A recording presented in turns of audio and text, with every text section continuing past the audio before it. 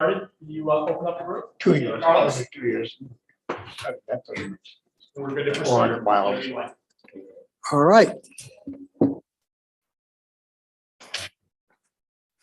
Good afternoon, everyone. I'd like to call this meeting of the Tbarda CAC Committee to order for our July meeting. The first item on our agenda is the roll call.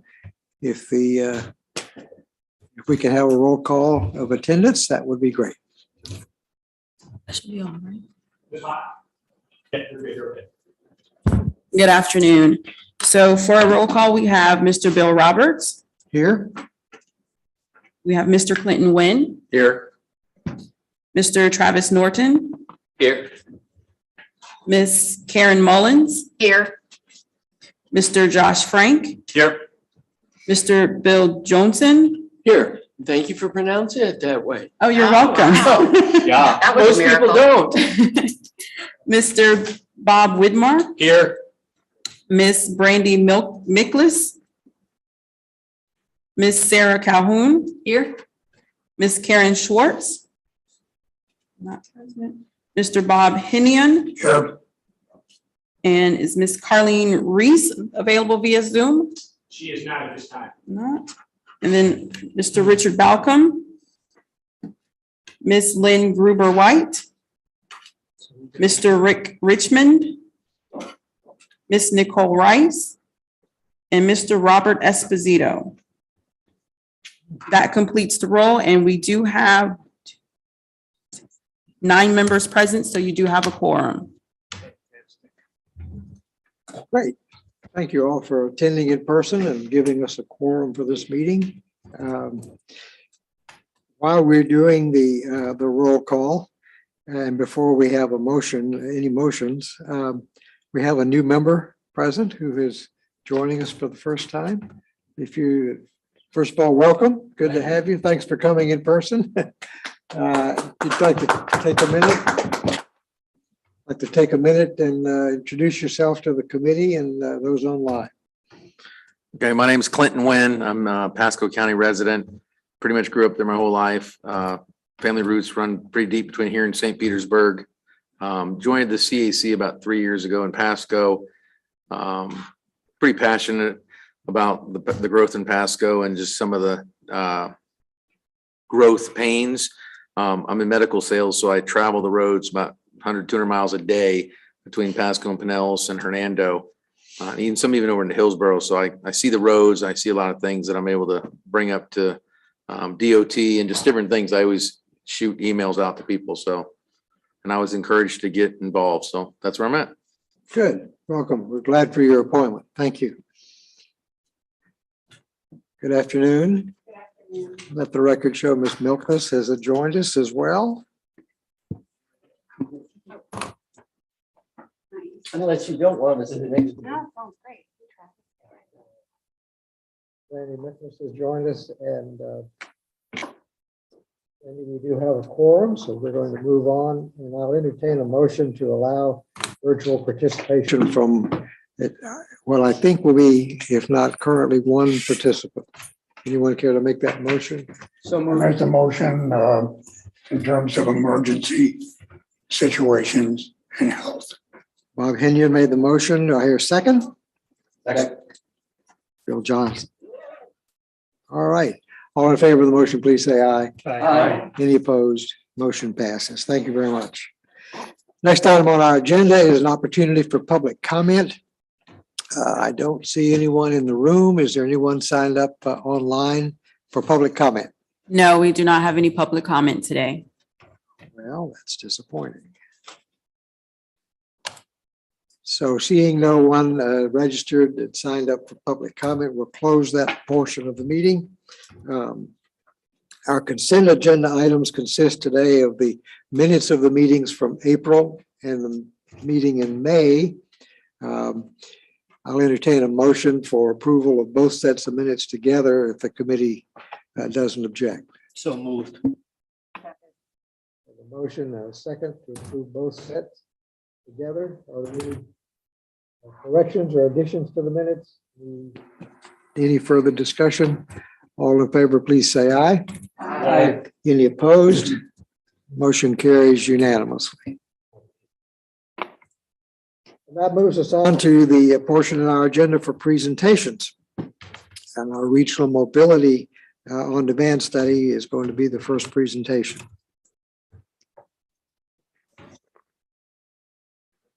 I can give a brief introduction. Oh, Mr. before Green, we go bring ahead. the presenters on. I'm David Green, Executive Director of TBARTA. So TBARTA started a regional mobility on demand feasibility study about 10 months ago with the intent of determining whether there were any regional corridors in Tampa Bay where we might be able to apply traditional mobility on demand service. The initial results of the study were mixed, not extremely favorable. So the project team continued to refine some concepts, and we took some ideas to the Transit Management Committee last November to get some feedback from them. We continued to refine some concepts, which we shared again with the Transit Management Committee yesterday. So we wanted to bring the presentation to you all today and give you an update on where we are with the study. Sure. So online, we have a couple of project team members from Benish, and Justin Willits, I believe, will be the lead presenter. Okay, welcome, Justin. Are you Can you hear me all right? Yes, we can. All right, great. I'm here with Randy. He's been involved with this project for the full extent. I came in about halfway through and helped refine some of the concepts. So I'll lead the presentation and he can help with Q&A. I'm gonna go ahead and turn my camera off for the presentation portion, and you all are seeing my screen as well. Okay. I think All we are. Yep. All right, so the TBARTA Regional Mobility on Demand Study, if you quick refresher on the intention of the study and the purpose, was really to assess the market demand and operational feasibility of a new regional on-demand share mobility service to connect people to the regional transit network, explore concepts that facilitate regional connectivity and generate new riders and increase the attractiveness of existing and future transit, and really target and serve mobility demand that straddle county boundaries and cross county lines. We started by looking at some of the primary transit gaps in the region, if you will. You'll see the red polygons on the map on the right highlight where no existing service is available. Some of those corridors have had service in the past with very limited frequency that has been cut or gone away. And then we've also identified minimal services in the blue polygons where you may have 1 or 2 peak trips in a direction, but not a consistent all-day service. Other than US 19 has regular service by several different routes between the counties, and Bruce B. Downs does have an hourly service shown in blue there as well. We really wanted to understand, where are some areas of persistent poverty in the underserved communities, and then try to fold that into our understanding of the underserved regional corridors, and also look at where the paratransit demand is in each county to get a sense of where the real needs are, and also where the traffic is. There's enough volume to make a mobility on demand type service, probably have some legs and have an appeal to some folks who currently drive those corridors, but also connecting transit hubs that have existing transit riders that maybe don't have the opportunity to get across some of these corridors on their existing services. So kind of a broad look at what is going on between counties and across the region. So the primary concepts we considered are most simply described as a mobility on demand pool. So an evolution of car and van pool type services we've historically known in the transit industry. So we looked at a concept like that and how we could kind of modernize that. So we'll talk a little bit about that as we advance. The corridor mobility on demand is basically an evolution of flex service, which a lot of transit agencies currently operate. It's a little bit archaic and the way you have to advance schedule a day or two in advance, and it's not nimble and really on demand. So we are looking at ways we could replace flex type service with something that's a little more dynamic and real time, but can also provide the same predictability as the current scheduled flex services and some of the scheduling in advance that already occurs. And then finally, the point-to-point mobility on demand, that's really what we would commonly refer to as curb-to-curb service, or something similar to what the transportation network companies like Uber and Lyft provide, where you can request a ride from your door and get to, say, your place of work or the grocery store or whatnot and back. So those are the three concepts we really were looking at to begin with, and we landed on a hybrid of the three, which has elements of each of those, but really focuses on a modernized corridor-based carpool and vanpool service that has dynamic scheduling, which basically means you could schedule it in advance, say a day or two, or maybe a week, or you could open your application and request a ride in real time.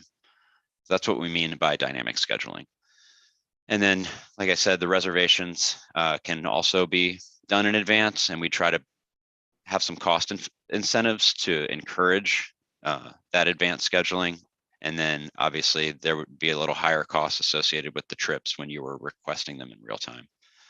A primary element of the pilot that we are advancing and discussing today is connecting existing transit hubs to provide connections where they currently don't exist across the Bay, particularly, but to give existing transit riders, better job access where there's currently no transit service, but also providing a dynamically scheduled and on-demand service that could attract folks that currently have the means to drive themselves and try to actually reduce car trips on a few of these corridors. So the top pilot corridors that we're going to discuss today, we're looking at State Road 60 on the Courtney Campbell Causeway and US 41 and 275 connecting State Road 54 down into Tampa. There's high traffic volumes, no existing transit service. They cross a county line and connect existing transit centers and serve some dense regional job centers that really could make this service appealing and help attract folks to the service. So how would this application work? Very similar to how you use a ride hailing application. You would register with your information and payment. You would set some location preferences about potentially where your home and work are, and then which hubs you would like to set alerts for to notify you when rides become available. So after you register, you would then trip plan based on your preferences for trips and then reserve and ride. And I'll get into what that looks like on this slide here.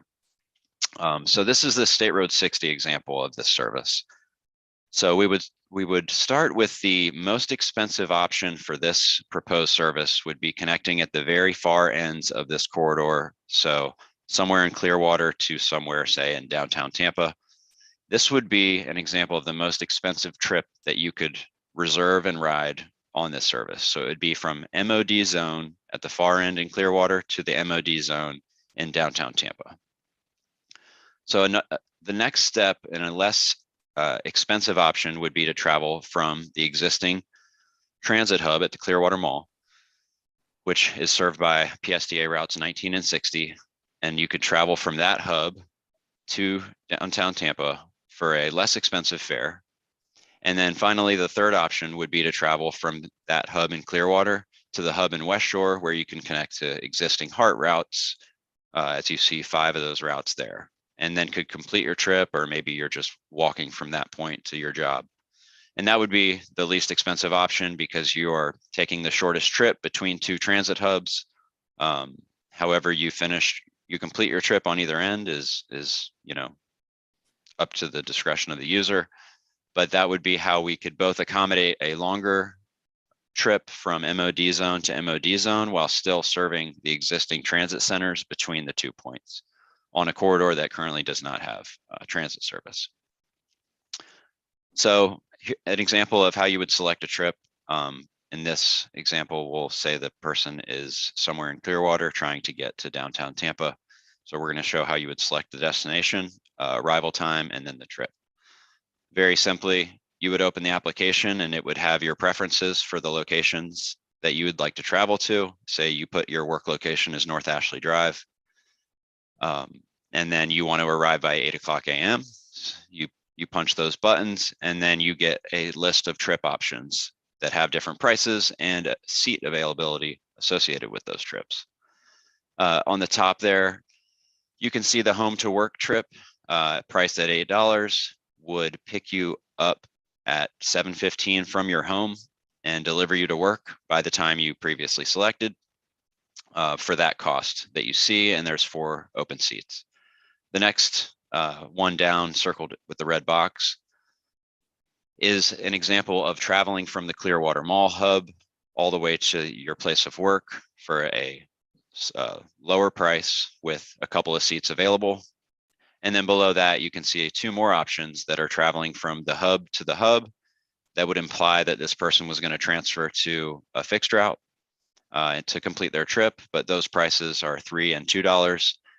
And you can see that the cheapest option there is suggesting that this person could get there 30 minutes earlier and save $1, or whatever the algorithm that this application would come up with would set that price to.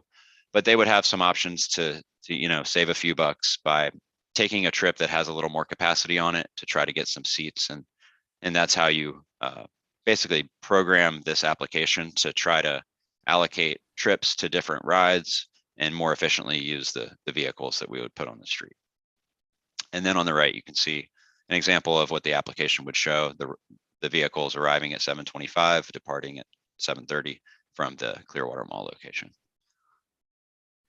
So this example, you would travel to the hub however you wanted to. Maybe it's a park and ride, maybe it's just a walk or a bike trip, or you use existing transit and then travel all the way through the hub in West Shore to downtown Tampa to complete your trip. I could pause for questions, but I'll just keep going unless anyone wants to jump in there. Well, Mr. Chairman, I do have a question. Bill. So Rocky Point is a industrial or a office hub on the middle of that route. Would this be able to be dropped off at that intersection? Yeah, and what we've come up with, we are planning to serve Rocky Point. There are some existing stops street side there that were previously served by some express bus service. But that would probably be an operational consideration, but we are planning for that to be served with this concept. You are or are not? We are. Okay. Great question. And that could even be a time point, or it could be a price deviation if you wanted to travel further into the developments. But if it was close to the street, we'd like to just almost consider that a hub. But that's what we've talked about conceptually at this point. But that is a key, as a transit planner myself, that is a key market that, obviously is a struggle for folks to access job wise. The HART network does not currently go there, and neither does PSTA. So that's a prime example of somewhere we'd really like to reach with this service. No. Yes, sure. I have a question. So what's the criteria for meeting, let's say, placing a bus on a particular corridor? What numbers are we looking at?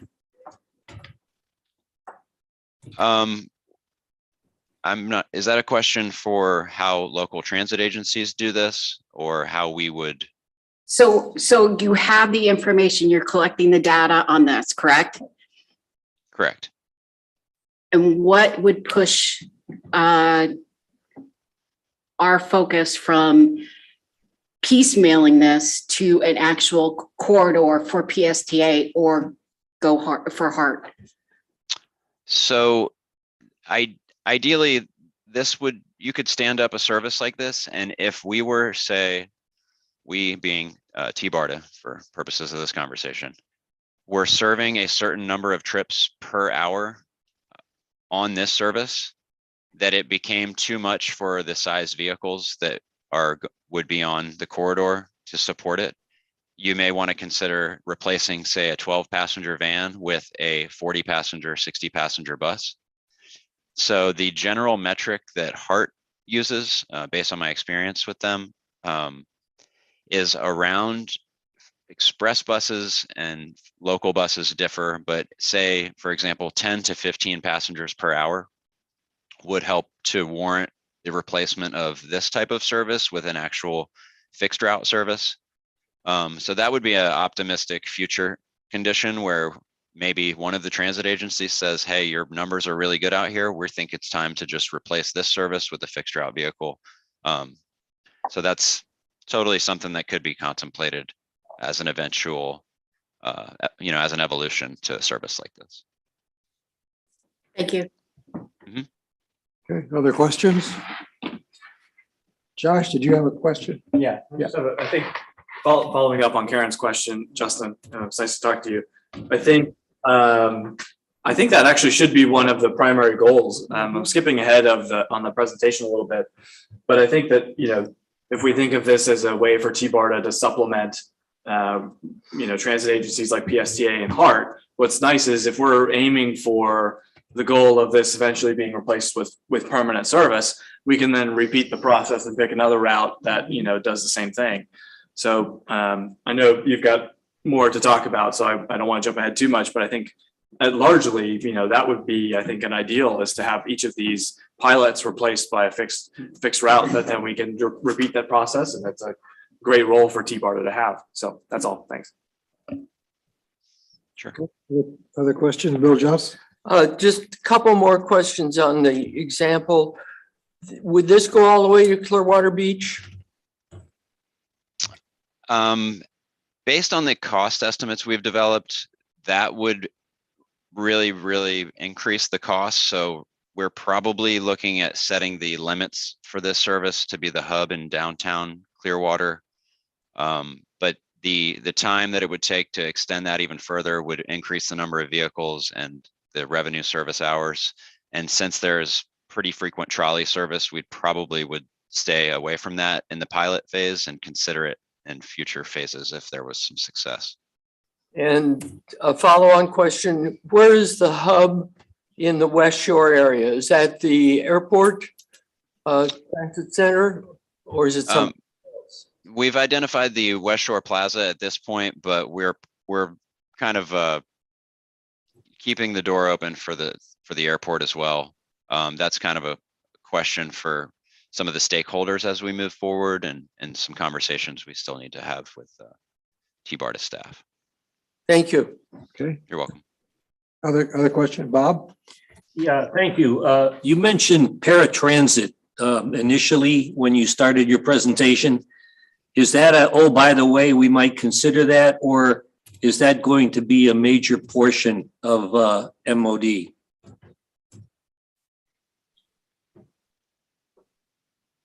Hello?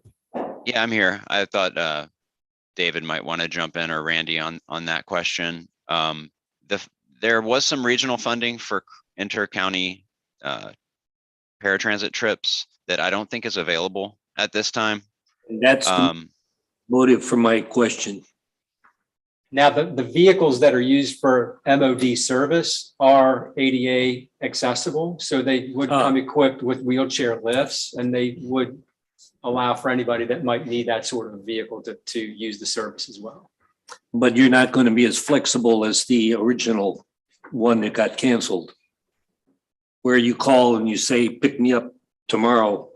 TD Tampa Bay, is that what you're referring Yeah. to, or a different one? Yes. This would be different than TD Tampa Bay.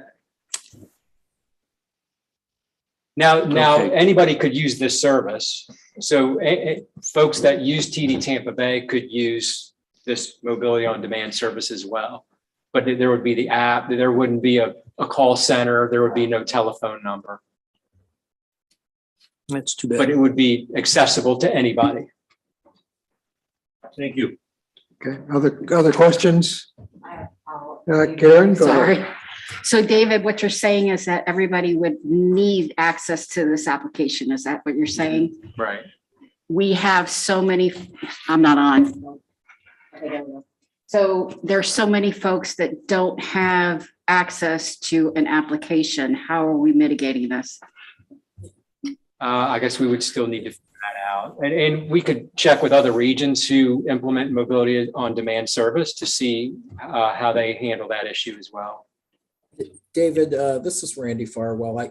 I can chime in on this a little bit. The service would have to meet ADA accessibility requirements. So the vehicles would be ADA accessible, and it would have to be accessible to request the ride and then access the service. So there would be accommodations made for somebody that does not have access to the app. So part of the software as a service platform that would provide the functionality to make this work would have to include an accommodation that allows somebody to an alternative way other than the app to make the request.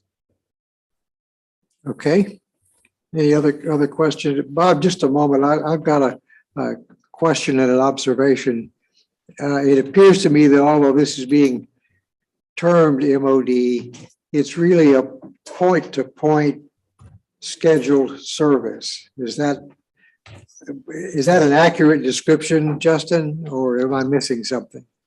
So it's a combination of things, but the way that we've crafted the service to provide predictability and reliability for customers, particularly the ones accessing the service from the hubs, is that we schedule the time points at the hub locations and then allow for basically a lot of built-in time for the mobility on demand features on the far ends of the service to flex, pick up, deliver the curb to curb service, and then get back to that location at the scheduled time to meet up with existing transit. So between the two hubs, it operates very much like a fixed route service with a small ability to deviate. Say, for example, Rocky Point was a great example. But it's going to get to the hub at a scheduled time and then travel beyond the hubs with plenty of time built in the schedule to deviate and serve the trips and the passengers according to their preferences for that trip. Okay, good. That's helpful. Bob Hinion? Yeah, back to what Bill Johnson said regarding going to the beaches. We have a fair amount of people coming into Pinellas County coming in at the airport and going directly to a hotel on Clearwater Beach. I think there has to be some means, whether it's via this or via something else, where they don't have to disembark in downtown, lug their luggage over to another vehicle and change. They should be treated as true traffic. It's an important part of our economy. Okay, good observation, Bob. Okay, Justin, that exhausts the questions for the moment. You want to proceed with your presentation? Sure, thanks so much. So just a overview of the pilot as it stands here that we're discussing today. We'd like to advance a regional commuter services concept with shared vehicles, connecting transit hubs, and also curb to curb service that is app enabled. There's a lot of interest in the industry for delivering this type of service. A lot of interest from transit agencies in general. Getting over the hurdle of trying to implement something has been, what they've not quite overcome with this specific type of concept. Tbarda's role would be to manage the pilot development and deployment, evaluate vendor operations for providing vehicles and drivers to deliver this service, assess concept of supplemental drivers and private vehicles for the long-term sustainability of the service, and to leverage casual riders to expand participation. What we mean by casual is folks that are just looking to use the service once or twice a week. Maybe they only go to the office, 2 days a week, and they drive one day and decide to use this service the other. We don't expect everyone to use the service 5 days a week, particularly the commuter market that we've identified from the mobility zone to mobility zone. That's one of the issues we've historically run into in this industry with carpool and van pools, is that you have to commit to a certain number of days per week to make the carpool and van pool program viable. So we're trying to be a little more nimble than that that particular market has been historically. And then finally, establish the regional platform. This application could support a lot the different service types I described early on, but it provides a consistent platform for regional users and also is made available to transit agencies to use this to deliver different types of service. And that's a key component that we'd like to reiterate, is that this application, once developed, would be made available to local agencies. So if they wanted to deliver new and different types of services to help connect folks to transit, they would have access to this application and the services that are could be provided within. So again, primary goal is develop the software, stand up the pilot and evaluate the concept, and establish local and regional partnerships to expand mobility throughout the region. Our current next steps and current step, we're refining the operating plan, working to identify funding sources, and then hopefully we'll be developing a pilot program. Our cost estimates for the application and the software itself range from $200,000 to $500,000.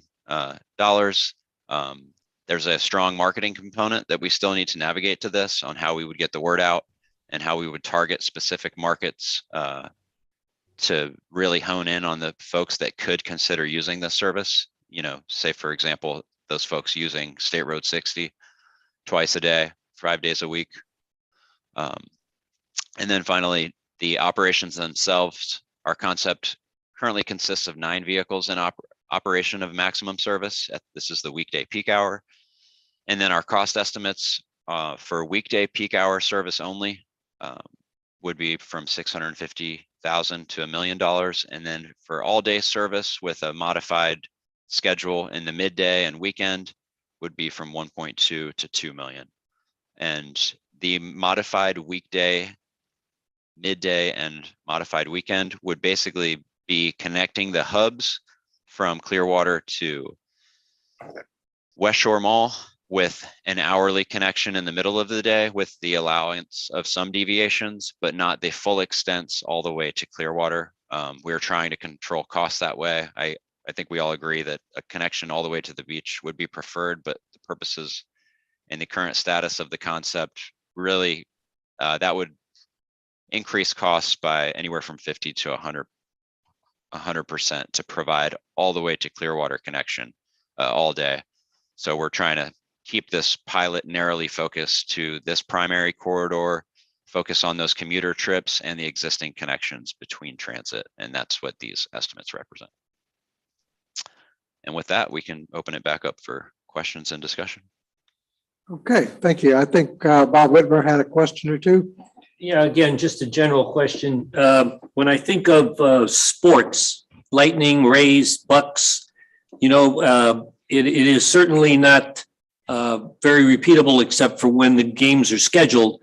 But I could see a lot of people wanting to get to that destination without having to worry about parking and paying for the parking. Is that also in your plans? Maybe not in the pilot, but as part of this? Yeah, based on the hours and the schedules we've developed as part of the cost estimates, that would be totally doable for both directions. The later night and evening service would be something we needed to factor in for the return trips, but they're open to everyone and all. It would be an open system, if you will. So any destinations within the zones we've described would be on the table for folks to use. And this is Randy again, just to chime in on what Justin has said, and this question about the expansion of the service. The intent here is really to identify a 2 corridors that are well defined and that have known catchment areas. These would be the mod zones at either end, and try this concept of operation. We think it has really good legs. We think it makes a lot of sense. The key thing here is we want to demonstrate the concept, and to start out, one thing we have learned is if we're too broad in terms of what we're trying to achieve, when we start out, we're going to fail. And so the intent here is really to kind of identify something that we can measure, and we can say, is this or is this not, one, do we have a focused objective and set of purposes and performance metrics that we're looking to accomplish? And then two, are we able to meet those? But the beauty behind this is every trip has to be requested, right?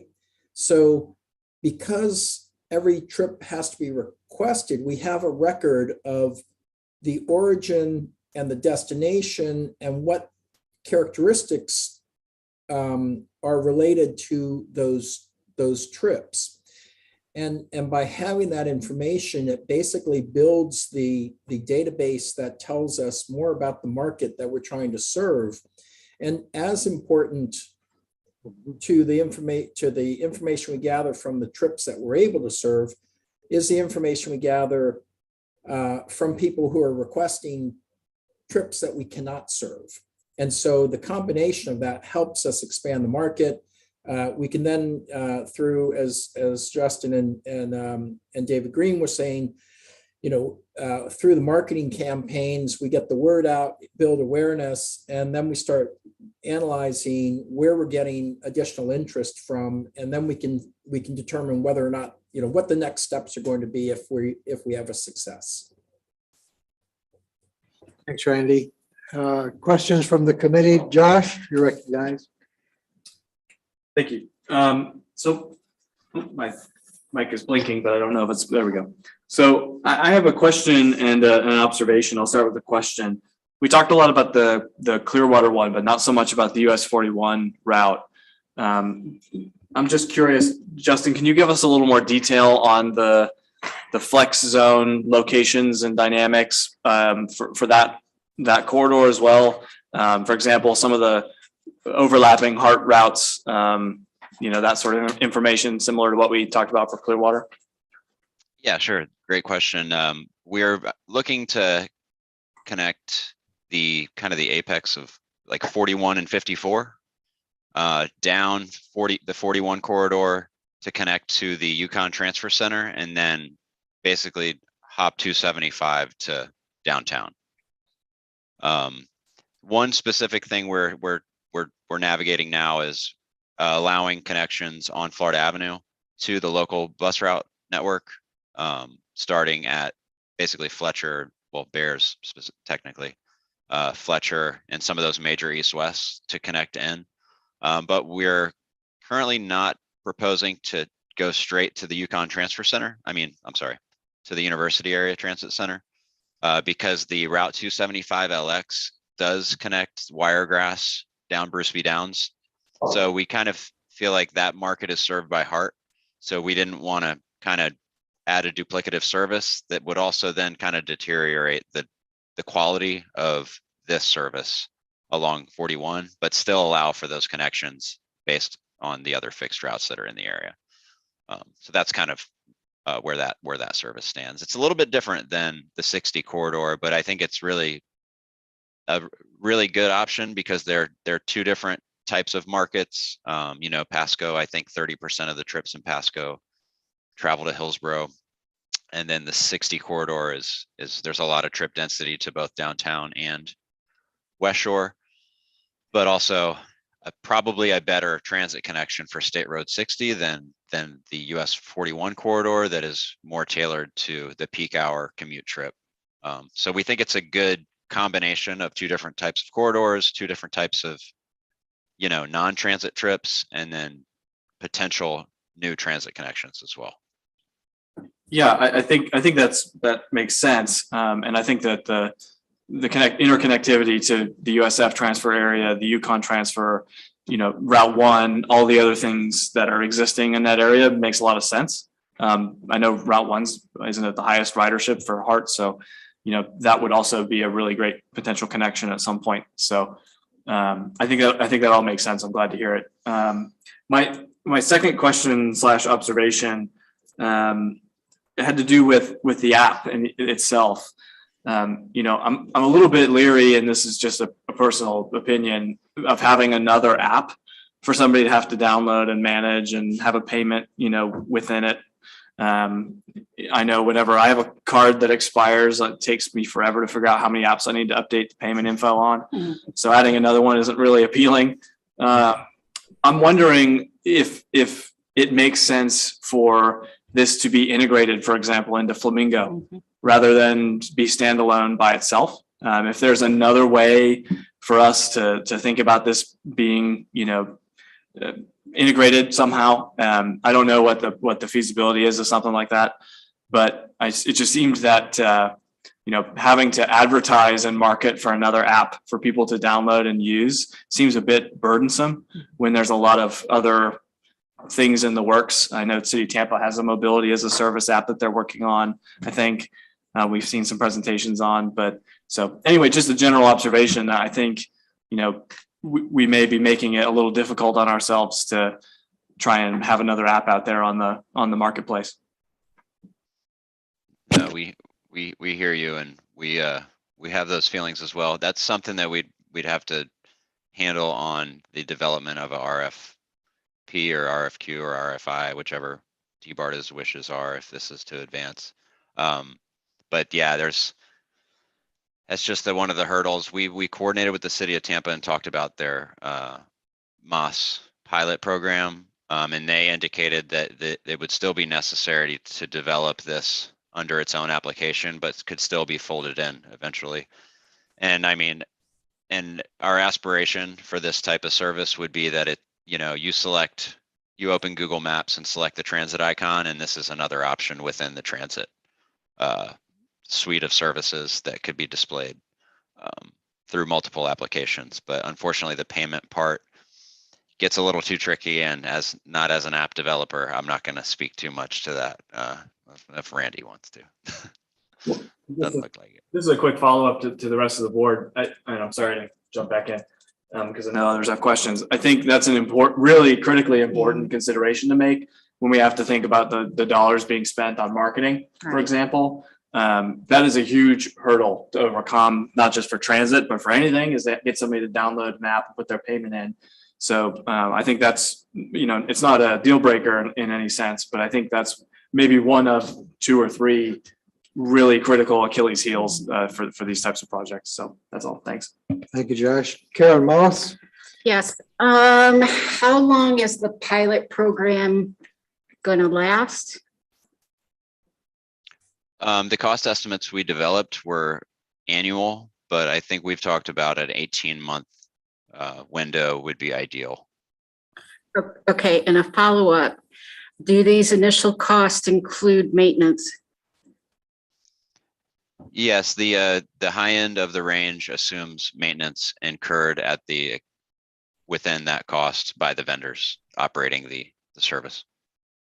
Okay, so we're looking at 1.9 for the daily and 1 million for just the peak hours. Right. So let's use those numbers instead of the low end, because we are going to have to do maintenance. I mean, that's plain and simple.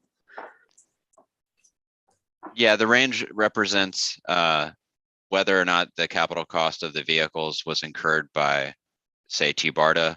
And then the range represents the lowest cost as an industry best practice and the highest end of the range.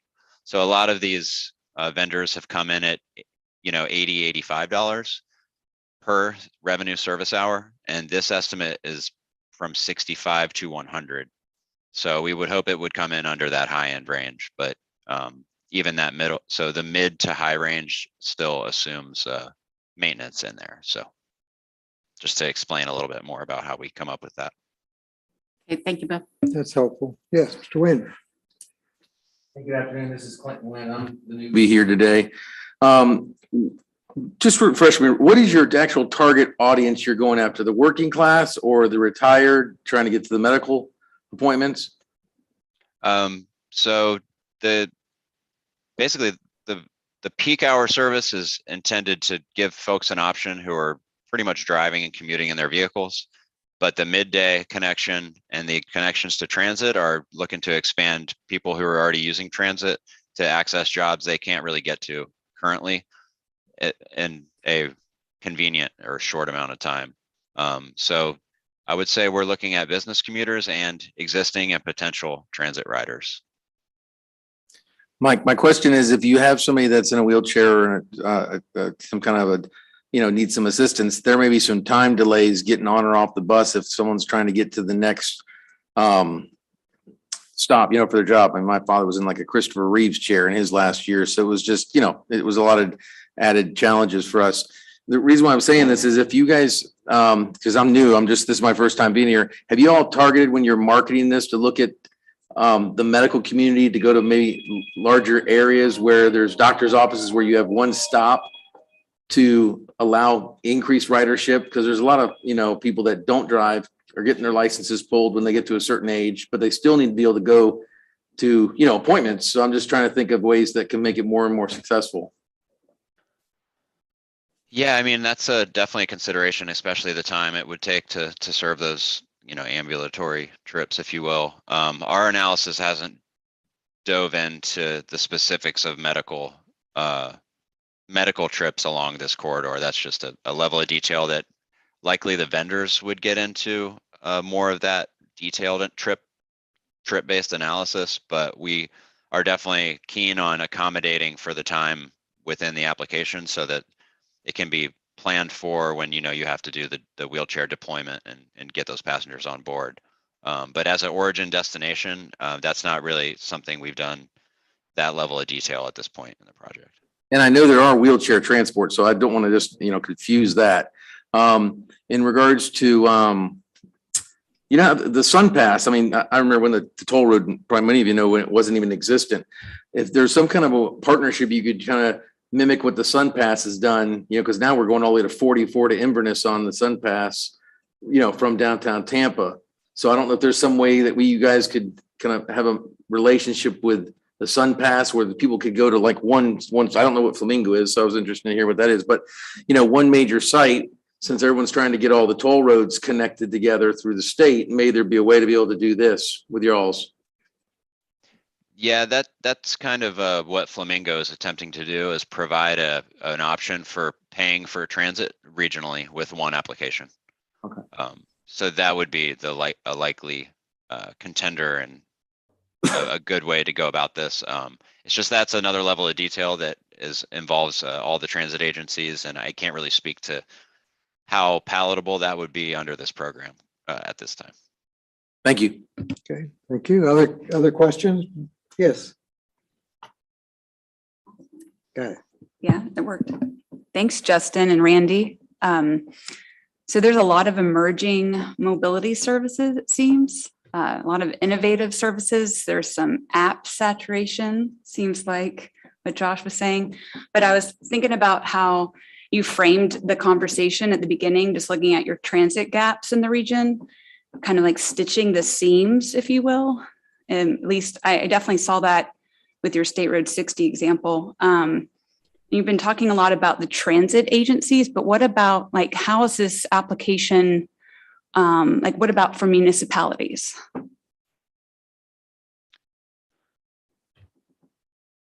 So yeah, that's a good question. Most of our discussions with David have been around, making this app widely available to transit agencies to maybe implement their own types of MOD services, but I'm not sure we've really contemplated too much municipalities and their being able to utilize this type of service. Yeah, I can jump in there a little bit, Justin, because one of the things that we were trying to do is identify a way to improve regional mobility. And so what we started out looking at was, well, where do we have mobility needs that are not being served or not being well served by the existing transit network? And where do we have regional travel, so travel between counties that's not being supported with the existing regional transit network? And this includes, any municipalities within the region. So I don't think there's anything that would prohibit a locality joining into participating in the service. And one of the, as Justin said, when he started out, was one of the byproducts of this is really to create a regional software as a service platform that provides a level of tools, mobility tools, including payment options, that would be available to the jurisdictions within the region, so that we don't get so many apps, the proliferation of so many apps, but we can start combining some of these apps through platforms that work well together. And so I think what you're asking is something that we were trying to find solutions for as we started this. And this is kind of the best thing we've come up with so far, because it's focused. What we initially talked about was a little too broad and dispersed. Here we're really kind of focusing on both markets and a type of service concept that has the ability to be expanded to serve additional markets. So I don't know if that helps get to your question or not. But maybe it's just starting the conversation. I'm not sure.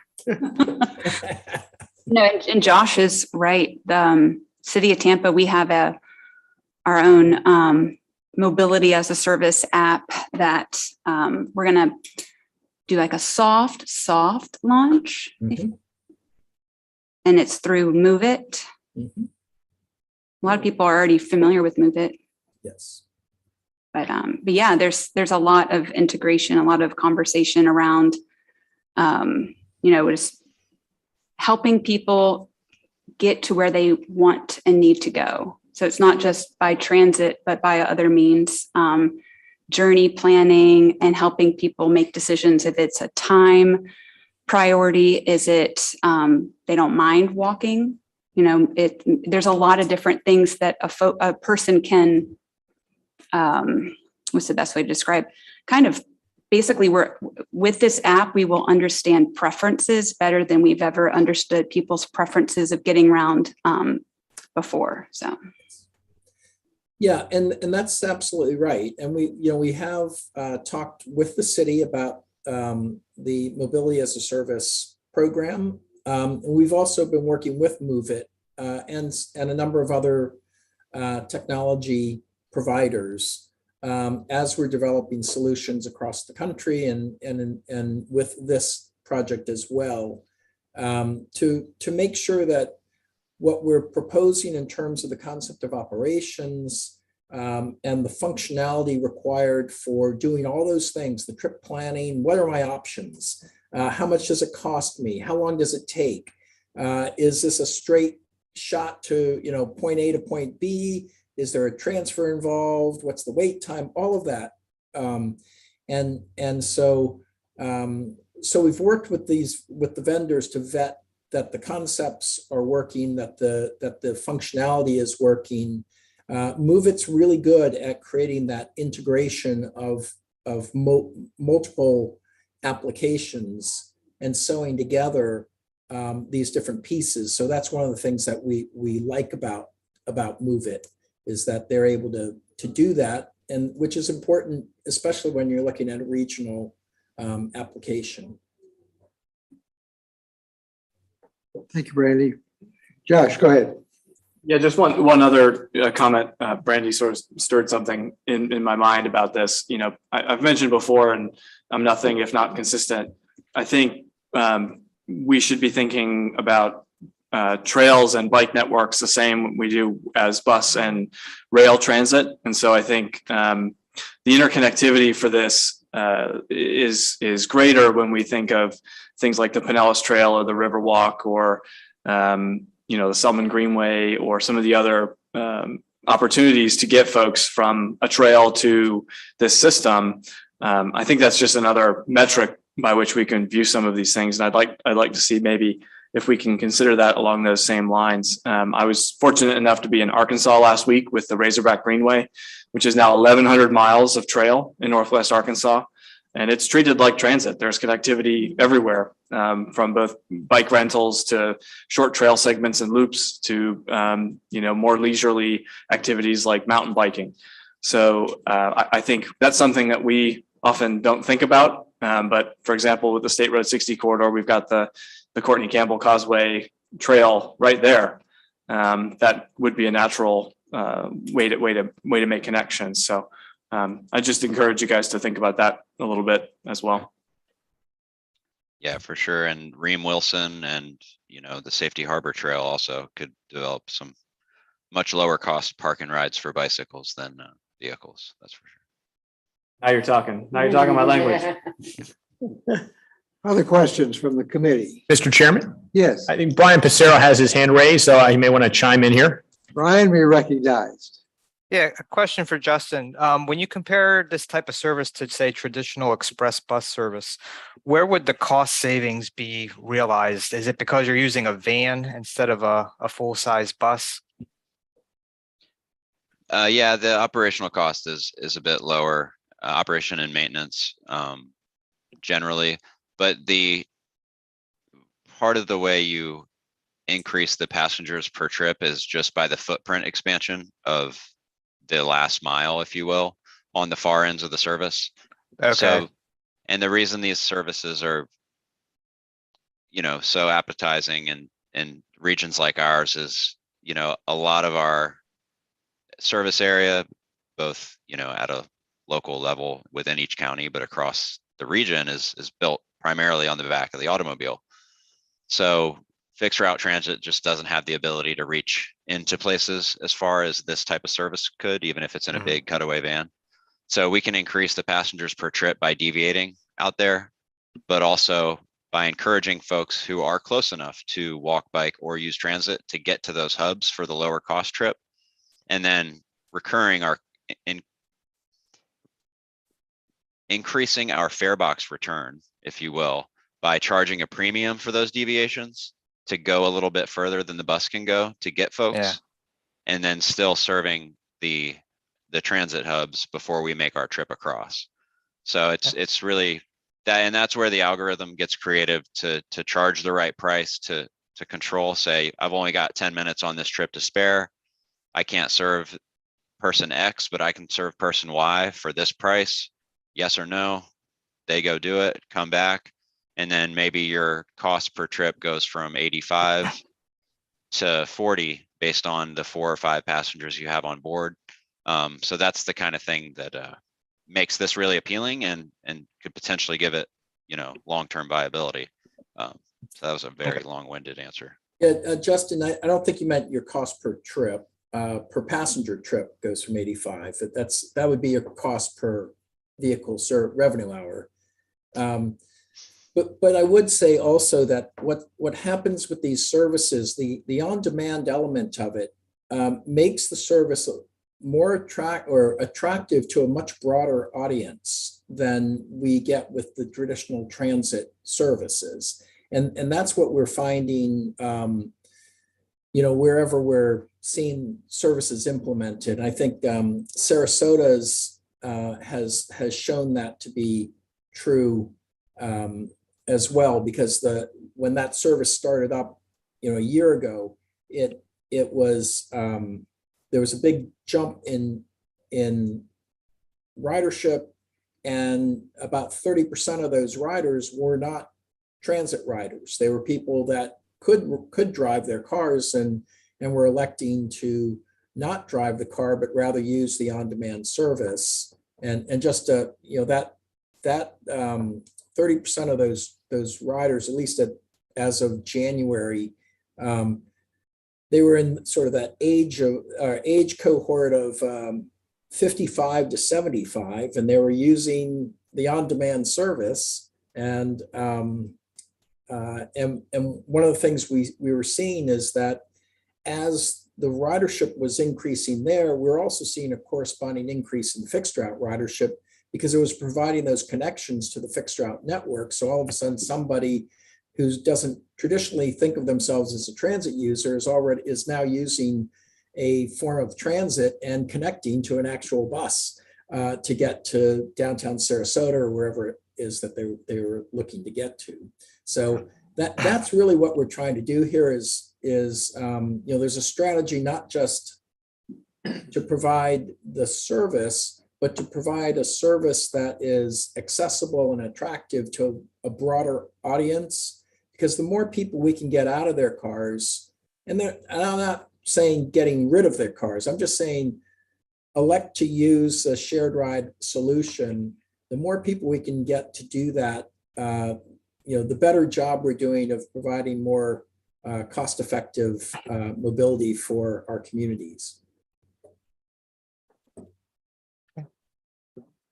All right, any other questions from the committee? I have one about the pilot program. What does your timetable look like in terms of when you think you might be able to launch the service, or what are the next, what's the timetable for your next steps?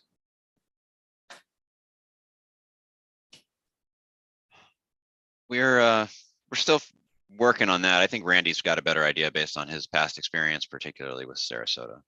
Yeah. So what we have to do is make a determination. Is this a pilot? We're all in agreement to work towards advancing, and generally the steps we recommend are put together a request for information, put that out. We already know a lot of the vendors, put that out to the industry.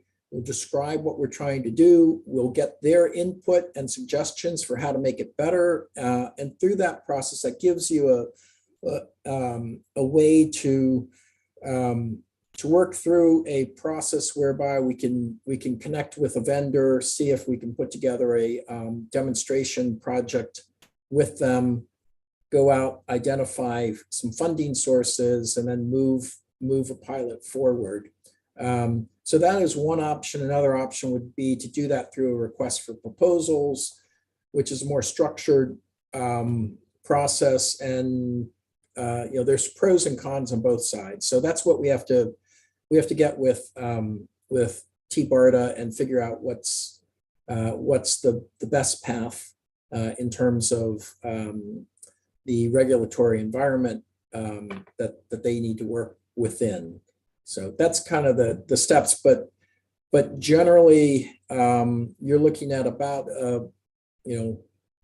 4 to 6 month process to secure a vendor, and then from there actually getting the hard part's going to be getting vehicles. The vendor would have to provide the vehicles. So depending on the vehicle market, there's some time associated with that.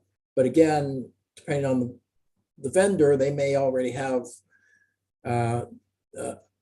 several of them have relationships with vehicle suppliers. So getting those vehicles may not be as much of an issue.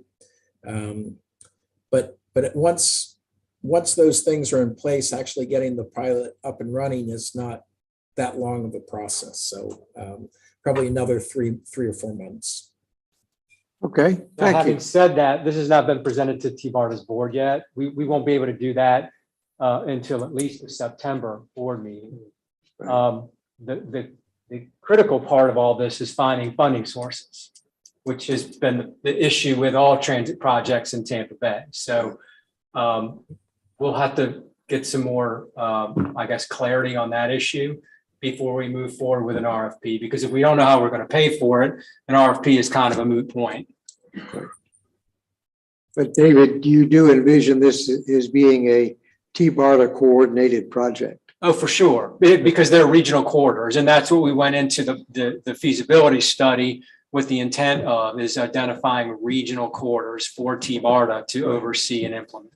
Okay, good. Yeah, Well, thank you cross-county trips. Thanks for bringing this to us today. Absolutely. Early, so. Yeah, question, yes. If you haven't already, could I suggest you contact the West Shore Alliance Transportation Committee? Especially since the 60 route, and they're very interested in this kind of thing. Definitely. Great suggestion. Yeah. Okay. Well, gentlemen, thank you for the presentation. Randy and Justin, it's good to have you with us today. A lot to chew on. Thank you. Thank you. All right. The next item on our agenda is another presentation on the annual progress report. Brian, are you going to give that report for us still? Yes, I'm going to give that, and I'm going to share my screen here. Okay. And can you all see that? Yes, sir. Okay, I'm going to go off camera here. So good afternoon, everyone. I want to give a short presentation on our Envision 2030 annual progress report. Envision 2030 is our transit development plan. Major updates to TDPs are due every 5 years. Annual progress reports are due in the years in between. So this is our second APR. Oops, let me hit there we go.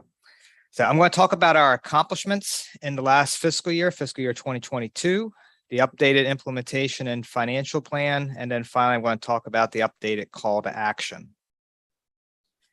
Just like last year, we've grouped our accomplishments into 4 basic categories: moving people, leveraging partnerships, advancing technologies, and ensuring compliance.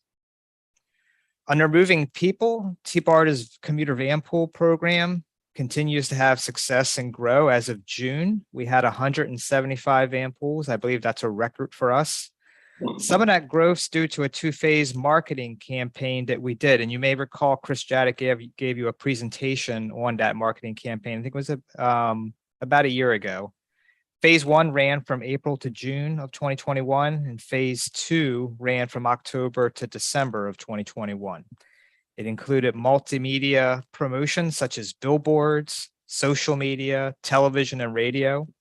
Additionally, we conducted our first annual Green Your Commute promotional challenge, which awarded employers and employees points for participating in alternative transportation methods, which they were able to redeem those points for prizes. We also commenced work on the US 19 RRT feasibility study, which will wrap up around August. And probably our most significant accomplishment under the category of moving people is that the board selected the locally preferred alternative for the RRT at the August 2021 board meeting. Under advancing technologies, we're continuing work on the Pinellas Aerial Gondola feasibility study. We hope to wrap that up around November. We began the study looking at 2 corridors, one in downtown St. Petersburg, the other in downtown Clearwater. That one was connecting downtown Clearwater out to the beach. Based on guidance that we got from City of St. Pete staff, the gondola is not as much of a priority with the new administration as it was with the previous one. So we are focusing on the remainder of the study on just the Clearwater corridor. The air taxi Vertiport model, that was a project where we collaborated with the Hillsborough TPO and NASA. Essentially, it's a GIS tool that evaluates the suitability of a parcel for being an air taxi vertiport. NASA developed the basic model and they customized it to local areas. We finished that work in September when NASA handed over the model to the TPO. And then the regional MOD feasibility study, which you just saw a presentation on, so I won't add anything more about that. Under leveraging partnerships, the 2 projects that we mentioned in last year's APR are still in existence. Both of those partnerships are with PSTA. There's the I-275 bustle and shoulder pilot. In 2020, we gave PSTA $30,000 in funding to pay for technology on the bus that would communicate with the ramp meters. And the results of this pilot project are anticipated sometime in the fall of 2023. The other project that we're partnering with PSTA on is their AVA, their automated shuttle. In 2021, Tbarda provided $400,000 in support for 2 demonstrations. One of the demos was in Dunedin. The second one was supposed to be in Clearwater Beach, but now it's looking that we're going to be using our funding instead to do a demo in Tarpon Springs. Oh, got a little ahead of myself. Excuse me. Also under leveraging partnerships, the Tbarda board, with the exception of the city of Tampa, approved an interlocal agreement for local funding of Tbarda. That interlocal agreement is now being circulated for signature among the counties in the city of St. Petersburg. And just like last year, Tbarda staff, we attended over 250 partner agency stakeholder meetings. For example, we sit on the technical advisory committees of all the MPOs in our service area, and we also attend meetings of the various chambers of commerce. Under ensuring compliance, we updated our federally mandated Public Transportation Agency Safety Plan, or PTAS. Specifically, we updated the safety performance targets for our van pool program. Those were our accomplishments in FY 2022. Now I'm going to switch gears and talk a little bit, about the implementation and financial plan. Envision 2030 has 2 scenarios. One is the status quo and the other is the regional transit vision. The status quo is the cost feasible scenario that represents maintaining Tbarda's current functions. The regional transit vision scenario, on the other hand, represents a network of the highest priority regional transit improvements over the next 10 years. The status quo scenario is what our board has chosen. The projects that we're undertaking under status quo are what you see highlighted by the yellow boxes. So under status quo, what we mean is maintaining agency operations, maintaining the Commute Tampa Bay program, completing the RRT study and the gondola study and the regional MOD study. The TD Tampa Bay program, we show that listed even though it's unfunded. And the reason why we're showing that under status quo is because even though we did not get the funding for it this year, we do plan to try again to get it funded next fiscal year. The financial plan in the APR reflects the current realities of Tbarda's financial situation. So it does reflect the governor's vetoes of funding for operations as well as for TD Tampa Bay. However, it also assumes that we will try again for this funding next fiscal year. So specifically $375,000 for operations and $1 million for TD Tampa Bay. And that's annual. It's important to note that despite significantly reducing our operating costs in fiscal year 2022, Tbarda does remain dependent on its annual state legislative appropriation. If our funding is vetoed again, we will have to make further cost reductions. This slide shows our estimated operating revenues and expenses under status quo scenario from fiscal year 2023 to 2032. It is balanced given the assumptions made in the previous slide, namely that our state funding for operations will be reinstated in fiscal year 2024. This slide shows our estimated capital revenue and expenses under status quo scenario. It too is balanced. And what this is showing is most of our capital funds are federal, namely our 5307 funds. Finally, the annual progress report includes an updated call to action, which is a list of recommendations for our board to consider. We've put these recommendations into 3 categories: policy, funding, and commitment and collaboration. The Tbarda's future is uncertain both politically and financially. Tbarda must continue to demonstrate value to the 5-county region. And we've been doing it for years already with the Commuter Assistance Program and the Van Pool Program. We demonstrated it more recently with TD Tampa Bay. We need to continue looking for new opportunities to demonstrate value. One of the ways we could potentially do that is to work with local transit agencies to advance new technologies. For example, things like regional mobility on demand. The second call to action deals with funding. Securing dedicated funding for agency operations and regional transit, no question, it's our biggest challenge. Without it, we can't do projects other than studies. We continue to support local grant applications like we did in years past for MCAT and PSTA. And we should continue to explore opportunities to partner with other agencies on grant applications like we did in a previous year with USERV with the TD Tampa Bay program. The third call to action deals with commitment and collaboration. We do already collaborate with our local partners already. For example, we've worked with both Forward Pinellas and the Hillsborough TPO to secure SU funding in the new 5th year of the TIP for Pinellas and Hillsborough van pools. The 5 counties in the city of St. Petersburg have committed to funding Tbarda, and we do in fact have support in the state legislature for funding Tbarda, particularly in the form of State Senator Simpson. The problem, though, is the governor's office. And I don't think anyone knows what the solution to that problem is, but I think part of it is going to have to be continuing to develop business and grassroots level support for Tbarda so that it will be more difficult next time around for the governor to veto our funding. That concludes my presentation, and I'll be happy to try and answer any questions that you might have. Thank you, Brian. Are there questions about this report from any on the committee? Anyone have a question? Good report. I think it answered all of our questions. We know where we need to go. We just need to find the pathway forward. Right. Okay. Thank you, Brian. Appreciate it. The next item on our agenda is our new business and committee discussions.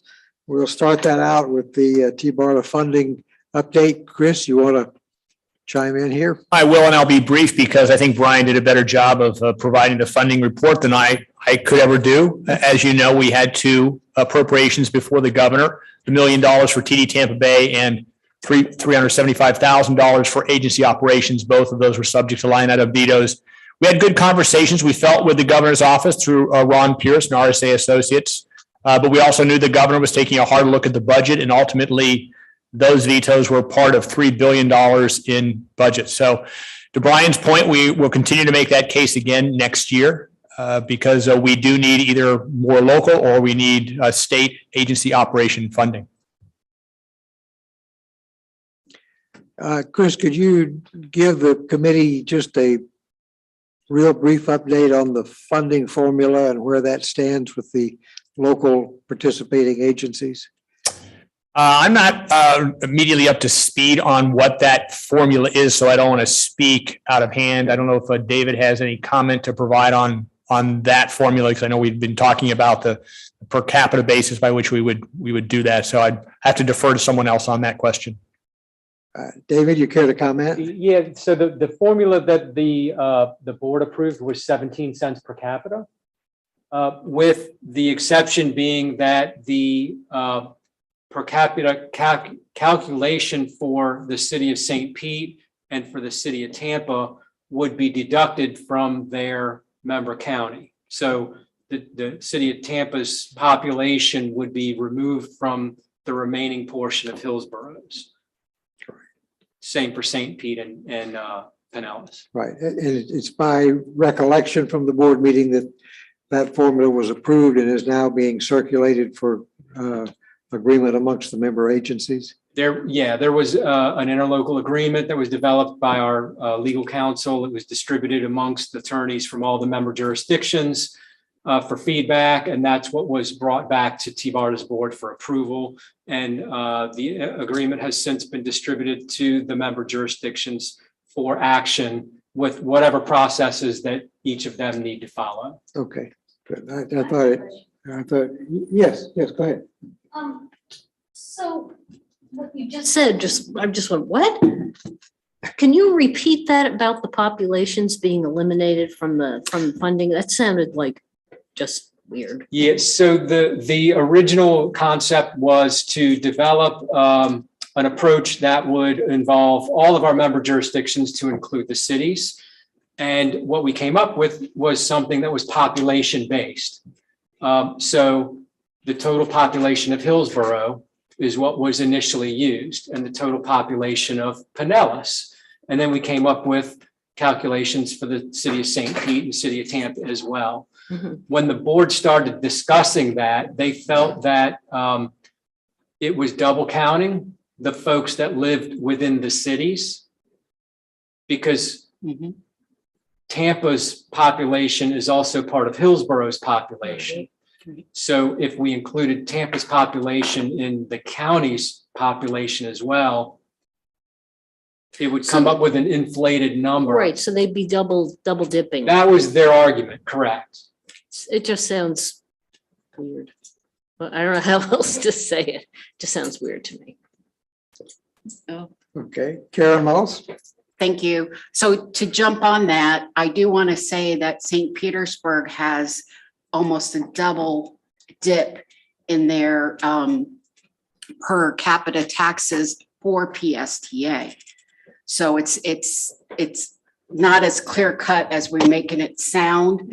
They are paying a significant more than the regular folks in Pinellas County and even in the other municipalities.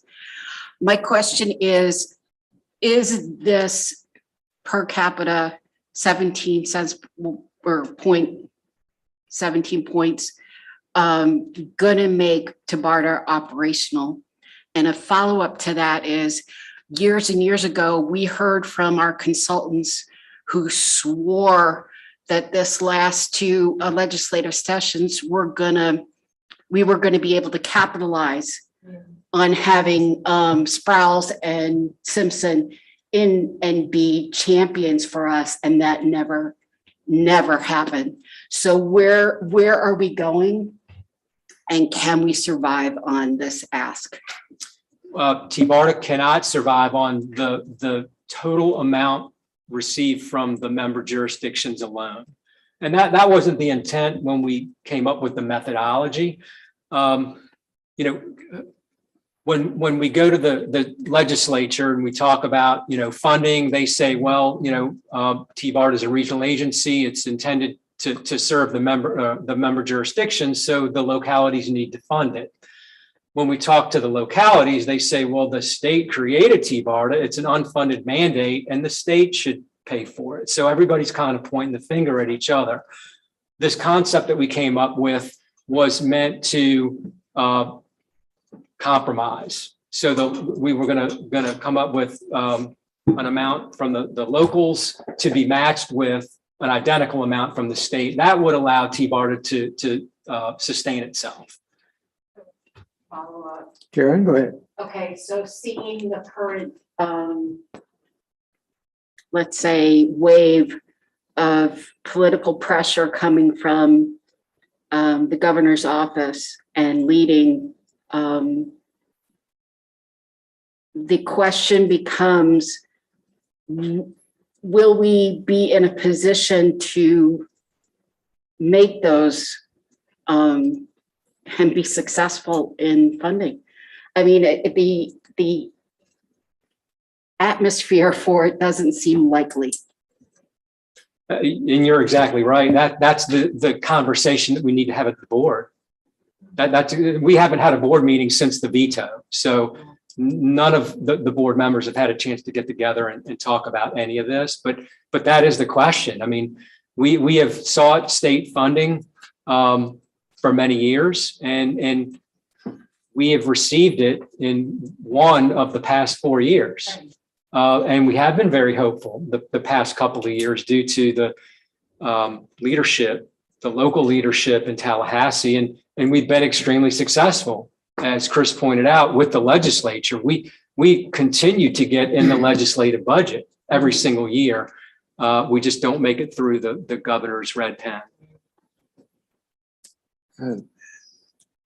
Karen raised that issue, if I may add to that, David. I can't speak for Speaker Sprouse, but certainly Senate President Simpson was wholeheartedly supportive of Tbarda, and I spoke with him personally about it, and he did not expect the veto that we received. So we did get that support with the leadership coming from the Bay Area. It's hard to tell what leadership next time will do, and we'll probably, in all likelihood, have the same governor. So we need to continue that work. Any other questions about this issue before we move on? Yes, Bob. Yeah. this has been a perennial problem.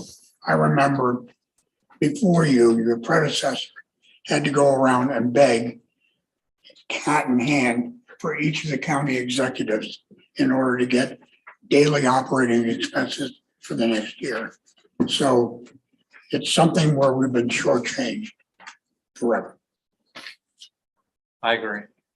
For 15 years, TBARTA was created in 2007. Yeah. And it was created with a flaw in funding. There was no funding mechanism at all put in place, and it remains that way today. Like it or not, when you see the flow in funding, it shows their dedication to the actual issue and priorities of TBARTA. The budget tells you what's important. Think about other comments on this issue? Yes, Bill. In the last presentation, the status report, there was one of the recommendations, secure sustained commitment from the TBARTA board members. I saw that and it kind of went by, and I came back to it and said, what is that recommendation? And does that relate to what we have here? You'd normally expect the TBARTA board members to be connected and try to work on funding. What recommendation are you referring to? There's a commitment, collaboration, call to action on the Envision plan. And one of them is secure, sustained commitment from TBARTA board members. And I was just not sure what that was referring to. I'm not exactly sure. I would have to defer to Brian to see if. Yeah, I'm pulling that up on the screen. It's on page 20 in the copy that I have. Secure, sustained commitment from TBARTA. I mean, I think that's referring to the interlocal agreement specifically. Oh, the local funding. Yes. Okay. By having that interlocal agreement, I mean, we've gotten local funding from our members in the past. The whole point of the interlocal agreement is to formalize that commitment. So that's what that bullet is getting at. Thank you, Brian. Anything else, Bill?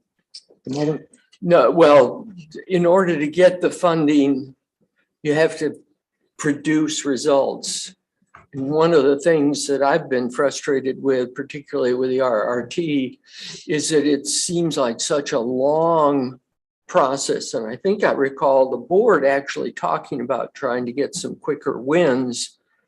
And if we continue to focus on these huge long-range projects, I know the Sunrunner down in St. Pete has taken 15 years, but it's hard to get funding for if you don't see progress. And that's what the Vanpool success is so important, that we tell that story.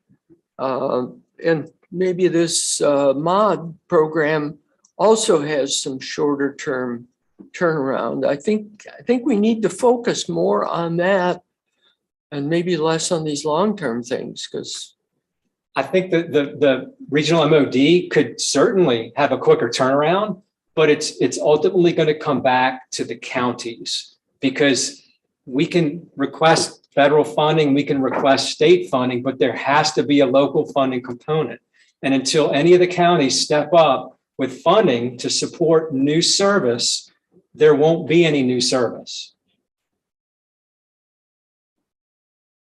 And if I may, let me react to that by saying we need to be presenting them with an attractive option. And that's why I wanted to have this discussion amongst our committee, because most of our committee members are appointed by these same jurisdictions who are being asked to fund TBARTA.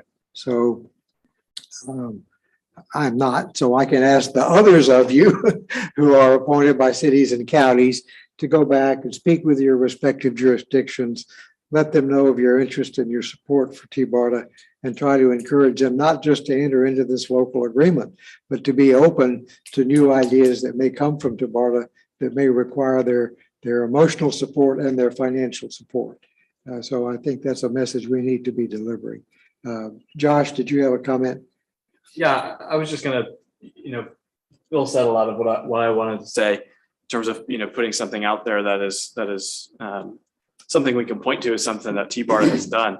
And I think that sales pitch of talking to our, elected officials and folks about why they should support TBARTA is really hard to make when we don't have a whole lot of things to point to. I know that the rest of the board probably shares my frustrations with some of those things. And it's why I keep coming back to, as Bill put it, I think the board has said quick wins. I think a lot of that may mean expanding what we think of transit in terms of bike and ped infrastructure. It's cheap, it's quick, we do it anyway. It doesn't really require a lot of right of way. And, is something that most people in the region use or can use and can see outside their business or their front door or, wherever they're at. The TD program that we run is fantastic. It's a great asset. It's very small in the percentage of people that see it every day. It's hard to market. The same could go for the in-between routes. I was actually very encouraged by the MOD presentation today. I think that's a perfect supplementary role for TBARTA to have. It crosses multi-jurisdictions. It goes to solving a problem that maybe the other agencies don't have the bandwidth to solve. But I would just conclude by saying that I think part of what we should, and I think about constantly, is how this board can be more relevant, is to just find ways to do more impactful things quicker and that are impacting more people. So, it's hard for me to sit here and not be frustrated with vertiports and, conversations about gondolas and other vaporware that may never exist or only exist for somebody to make money. So whereas we've got a real problem staring us in the face that our region is one of the most deadly for people walking and biking, and seems like something that this board could and should tackle. So, just venting a little bit, so bear with me, but I do think that making that sales pitch is hard for us, and we sit on the board. It's even harder for our elected officials to then go to Tallahassee and make that same sales pitch. So anyway, that's all I've got. Thanks. Thank you, Josh. Other comment? Yes, Bob. Yeah, let me jump on the Bill and Josh bandwagon because it has frustrated me since 2014 that, what are we doing? Where's the meat? Where's the beef? To quote a good commercial from the past. But listening to the MOD presentation today, and I may be speaking from ignorance, but if we had that app that you get off the train or the plane and you say, here I am, and here's where I want to go, and it'll take you through the HART app, it'll take you through the PST app, it'll take you through the City of Tampa app, without you knowing that you're in those different apps. I can see that as a major advantage, not only for the people in Tampa, for people visiting Tampa. So that could be a quick winner too.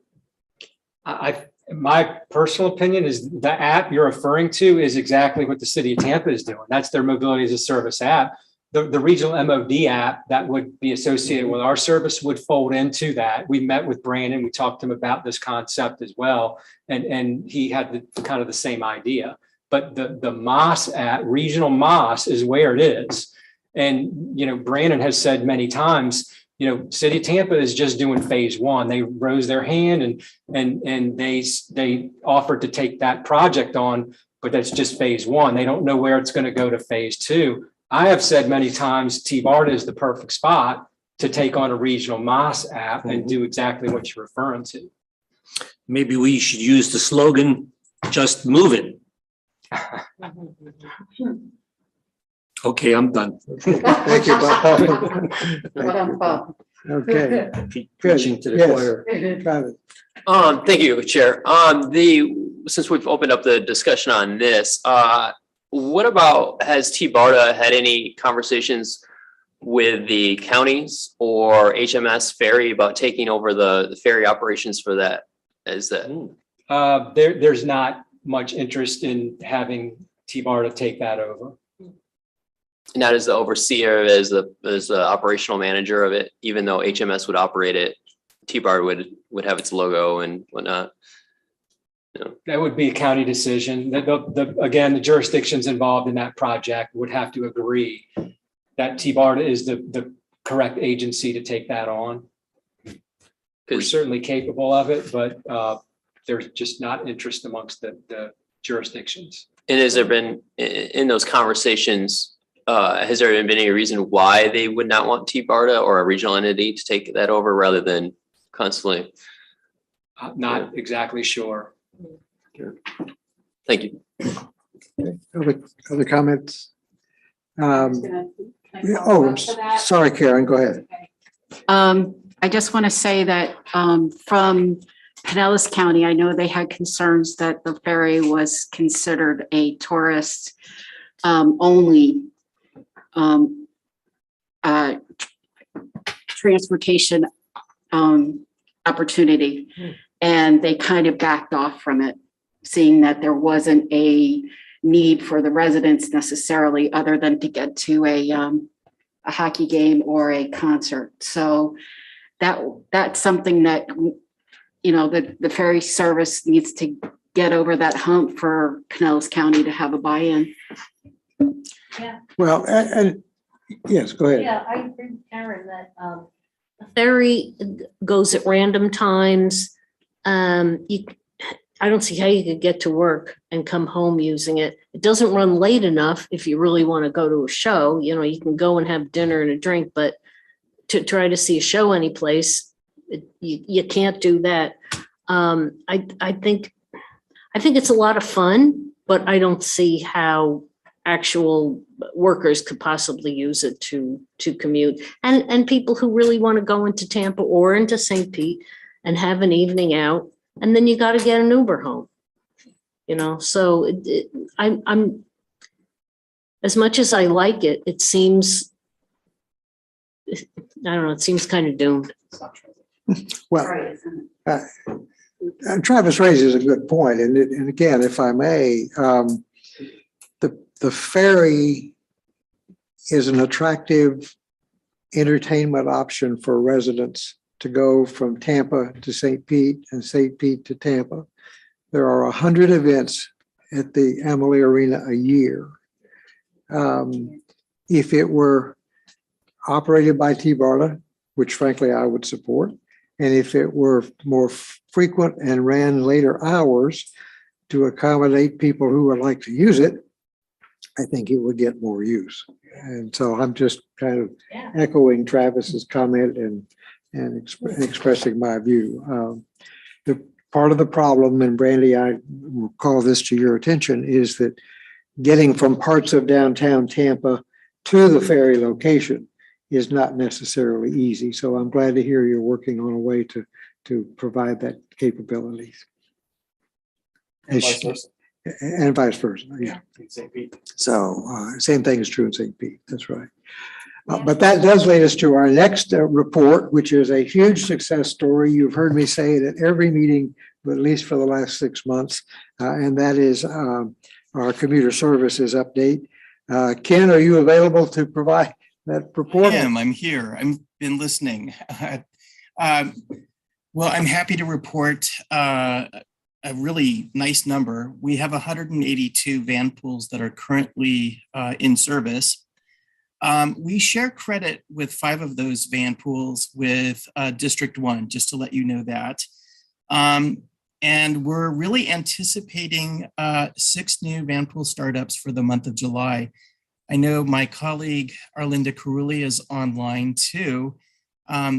Before I pass it over to her, I just wanted to say that all of these van pools are currently with federal employers.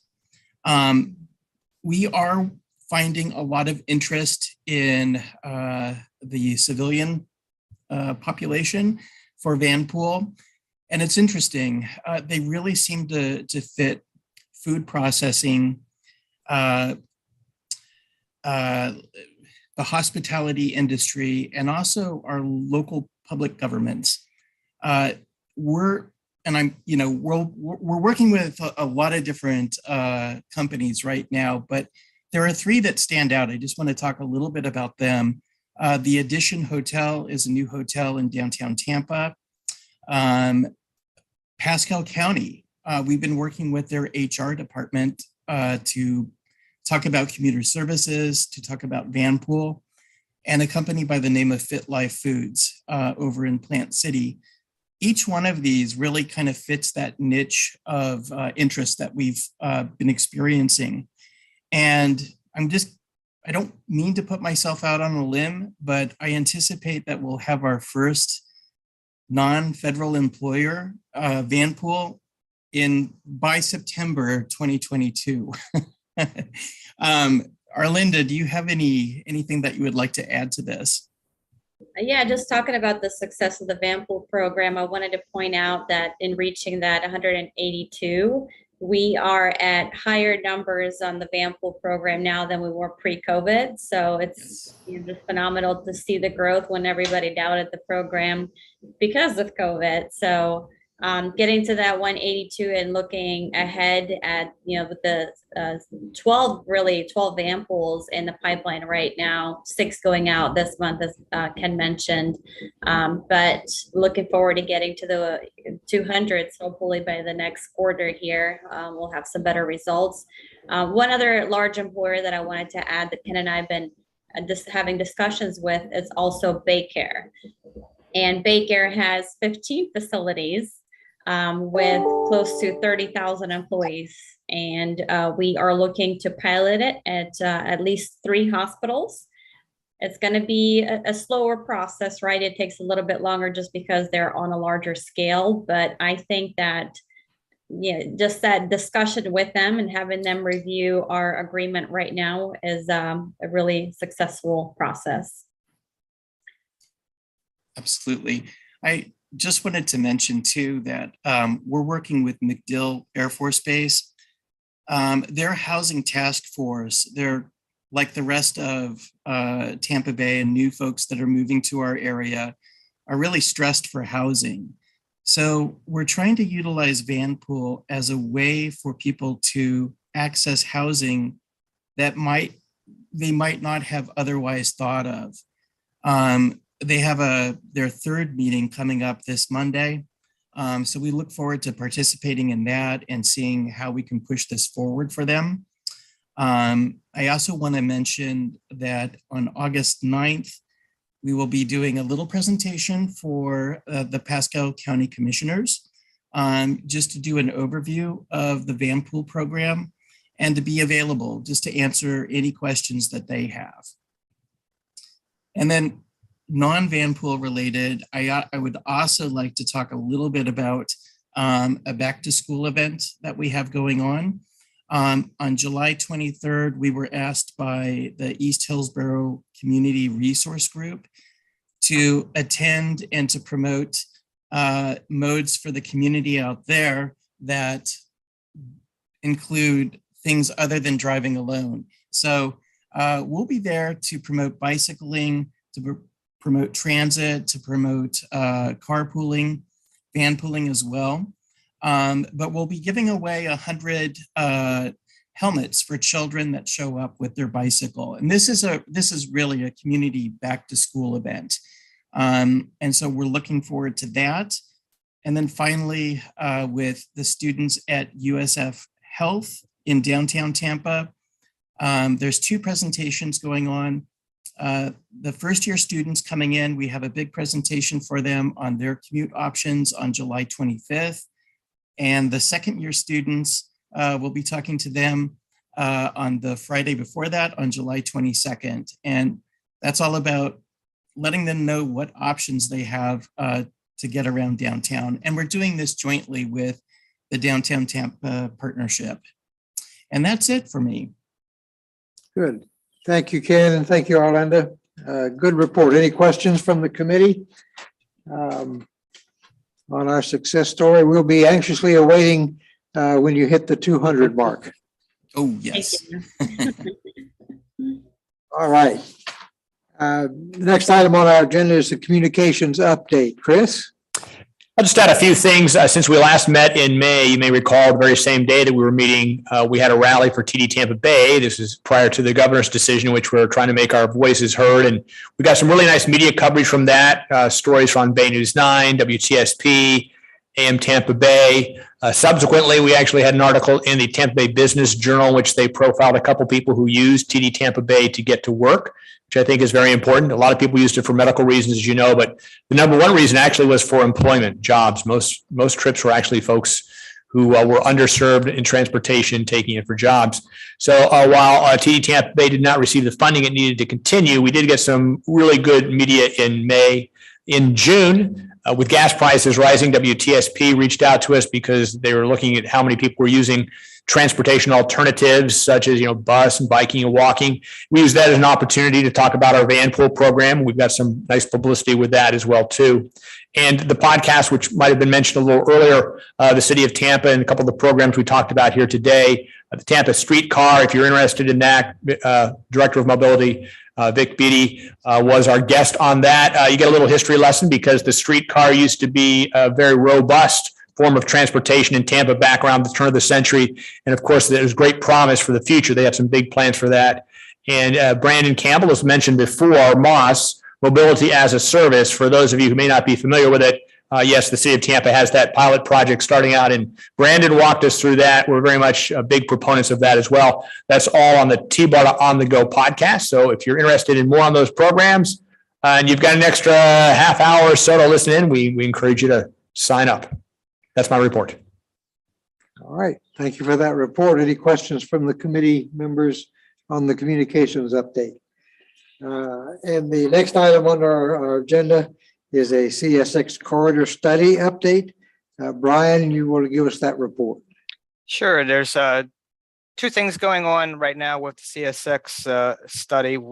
One is related to the procurement itself, and the second is really the bigger question of whether or not are we going to do this study. First, in regards to the procurement process, we've been working with PSTA procurement staff on developing a RFQ, a request for qualifications. Knock on wood, that RFQ will go live tomorrow. The proposals will be due on August 9th, and they'll be valid for 90 days after that.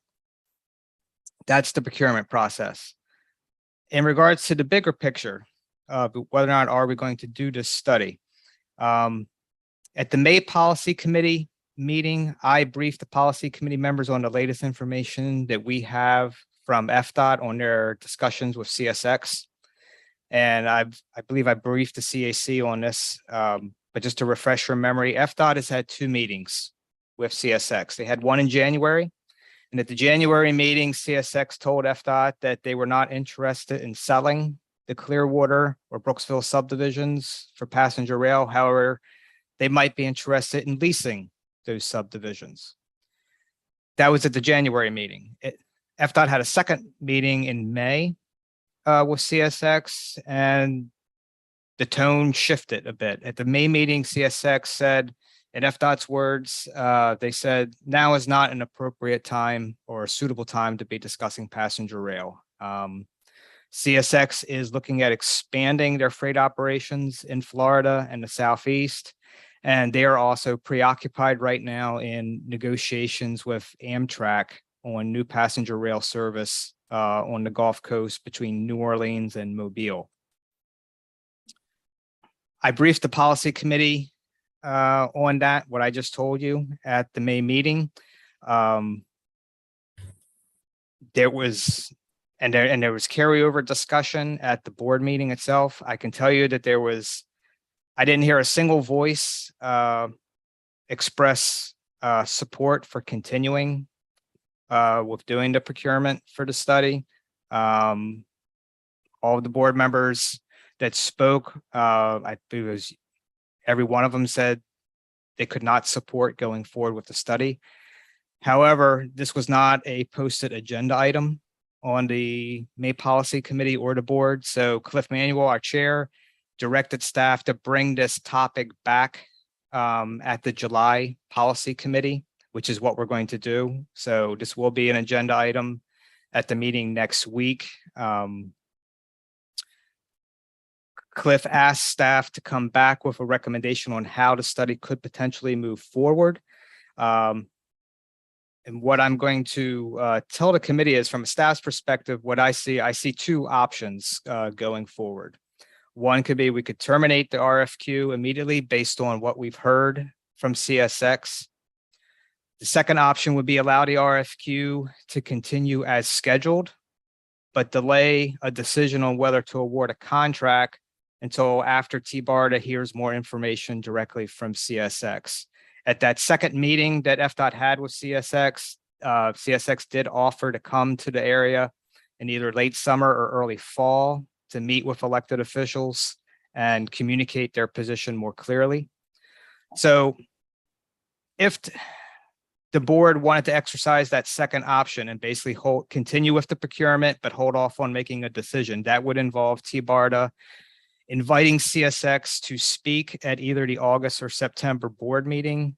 If the board decided to award a study contract based on any new information that comes out of that, the board would have to award the contract by the October board meeting, because the proposals from the RFQ will expire November 9th. So those are the two options: either terminate the RFQ immediately or let the process continue, and let's invite CSX to come speak at either the August or September board meeting. But as it stands right now, the RFQ, it should go live tomorrow. Thank you, Brian. Let me ask if you would refresh the memory of the committee members as to what the primary purpose of the study is to be. Sure. The study is going to seek to answer 4 questions. First is, how much will it cost to upgrade the Brooksville and Clearwater subdivisions to passenger rail standards? Second, what is the recommended passenger rail project? Third, what are the upfront capital costs required to implement the project? And fourth, how much would it cost annually to operate and maintain the service? So basically, it's kind of like 2 things. One, it's a physical assessment of the condition of the tracks and the corridor. That's part of it. And the other is developing an actual passenger rail project. Okay. Okay, thank you very much. Good. Comments or questions from the committee? Yes. You know, if CSX has turned you down a couple of times, it seems ridiculous to go on with the RFQ, doesn't it? I mean, am I the only one that's thinking, you know, the suitor has been rebuffed a couple of times? Do you really want to discuss, you know, the marriage ceremony and, you know, life going forward, how many children to have, when it doesn't seem like it's going to come to pass at all? Brian, I think that was a question. Yeah. Okay. Yeah, it's a very good question. And just to give you the backup and give you some of the history of how we got here. It was at the December 2021 joint meeting of the Suncoast Transportation Planning Alliance and the TMA Leadership Group. It was at that December meeting that Commissioner Starkey made a motion that Tbarda be the lead agency to study passenger rail on the CSX corridor. And that motion passed unanimously. So that kind of set things in motion. Staff began working on developing a scope of work and an RFQ. That process is going forward.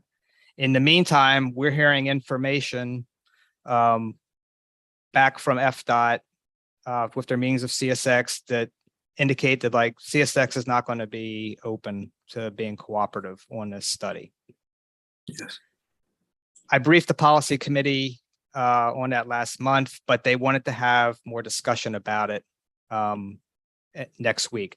It's very possible. In fact, I think it's very likely that when we have that meeting and that discussion next week, that the board, their recommendation to staff will be, you know, let's hit the pause button on this. Now is not a good time, but we want to have that discussion first. because there's two things. There's the decision on whether or not to put together an RFQ and post something to post a procurement, that's a staff decision. The decision on whether to award a contract, that's the board's decision. So we're moving forward with the procurement process because that's what we were directed to do. However, we haven't reached a point yet where a contract would be awarded.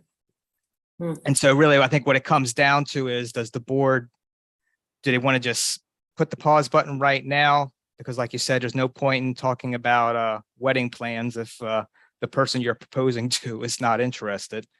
Or do they want to wait and invite CSX to come hear it for themselves? Because right now we're hearing everything through FDOT. No one from Tbarda has talked to CSX. It's all of our information we're getting from FDOT. So it's just a question of, does the board want to hear it directly from CSX themselves? Thank you, Brian. Josh, you have a question? Yes, I think I do.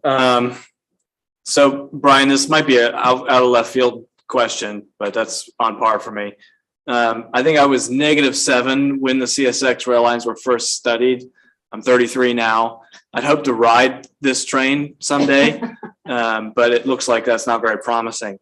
I'm just curious, what do you think, and what do you think the board would think of putting this out there, agnostic of the CSX rail lines, and just figure out a route and build it ourselves, the best route be made to the right of way that's owned by a hostile party? It seems like, if we're going to continue this dance for another 30 years, it's going to be likely that the marriage will never happen and we'll be forever single. So I'm just wondering, is there any appetite for that? I want to make sure I understand what you're talking about. Oops. Yeah, go ahead. For some reason I got an echo. Are you talking about looking at passenger rail and just some other corridor, not CSX, just like developing a passenger rail corridor? Yeah, why not? I think that was already to some extent looked at back when, I think it may have gone back to when Tbarda did its original master plan, because some of the rail corridors, it looked like they were not CSX corridors. In any case, it's been a long time, right? Yeah, but that's a completely different, not completely different, but it is a very different discussion, and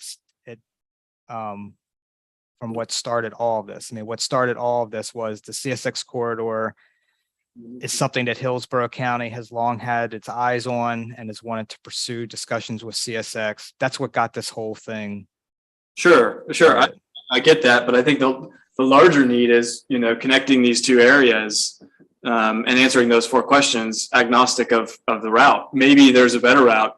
And, I would, in a negotiation, I would like to have an alternative that says, hey, CSX, it's either you sell or nothing, rather than this, multi-decade dance of, will you please, how about now? How about now? How about now? And I think this could be an opportunity to do that. It would seem like going forward without the CSX tracks as an option would be kind of a waste. And this might be a way to make it not a waste. So just a thought. I know it's been done before, but it's been a while. So Other comments or questions from the committee, Travis? Chair, thank you. This goes back several years, actually, for when I think Chairman Kennedy had brought this up at a TMA meeting years ago. And at that time, with CSX, talking about it, and it was the regional rep for that one, now works for Brightline. not anymore. Oh, not anymore. No. Okay, he's done. But anyway, and he and I've met with him several times over the course of those discussions. But the point is, I'm bringing it up is that I think right now that the pause probably for it, looking at the dynamics of what's going on with CSX and Amtrak up in the Panhandle area in Alabama.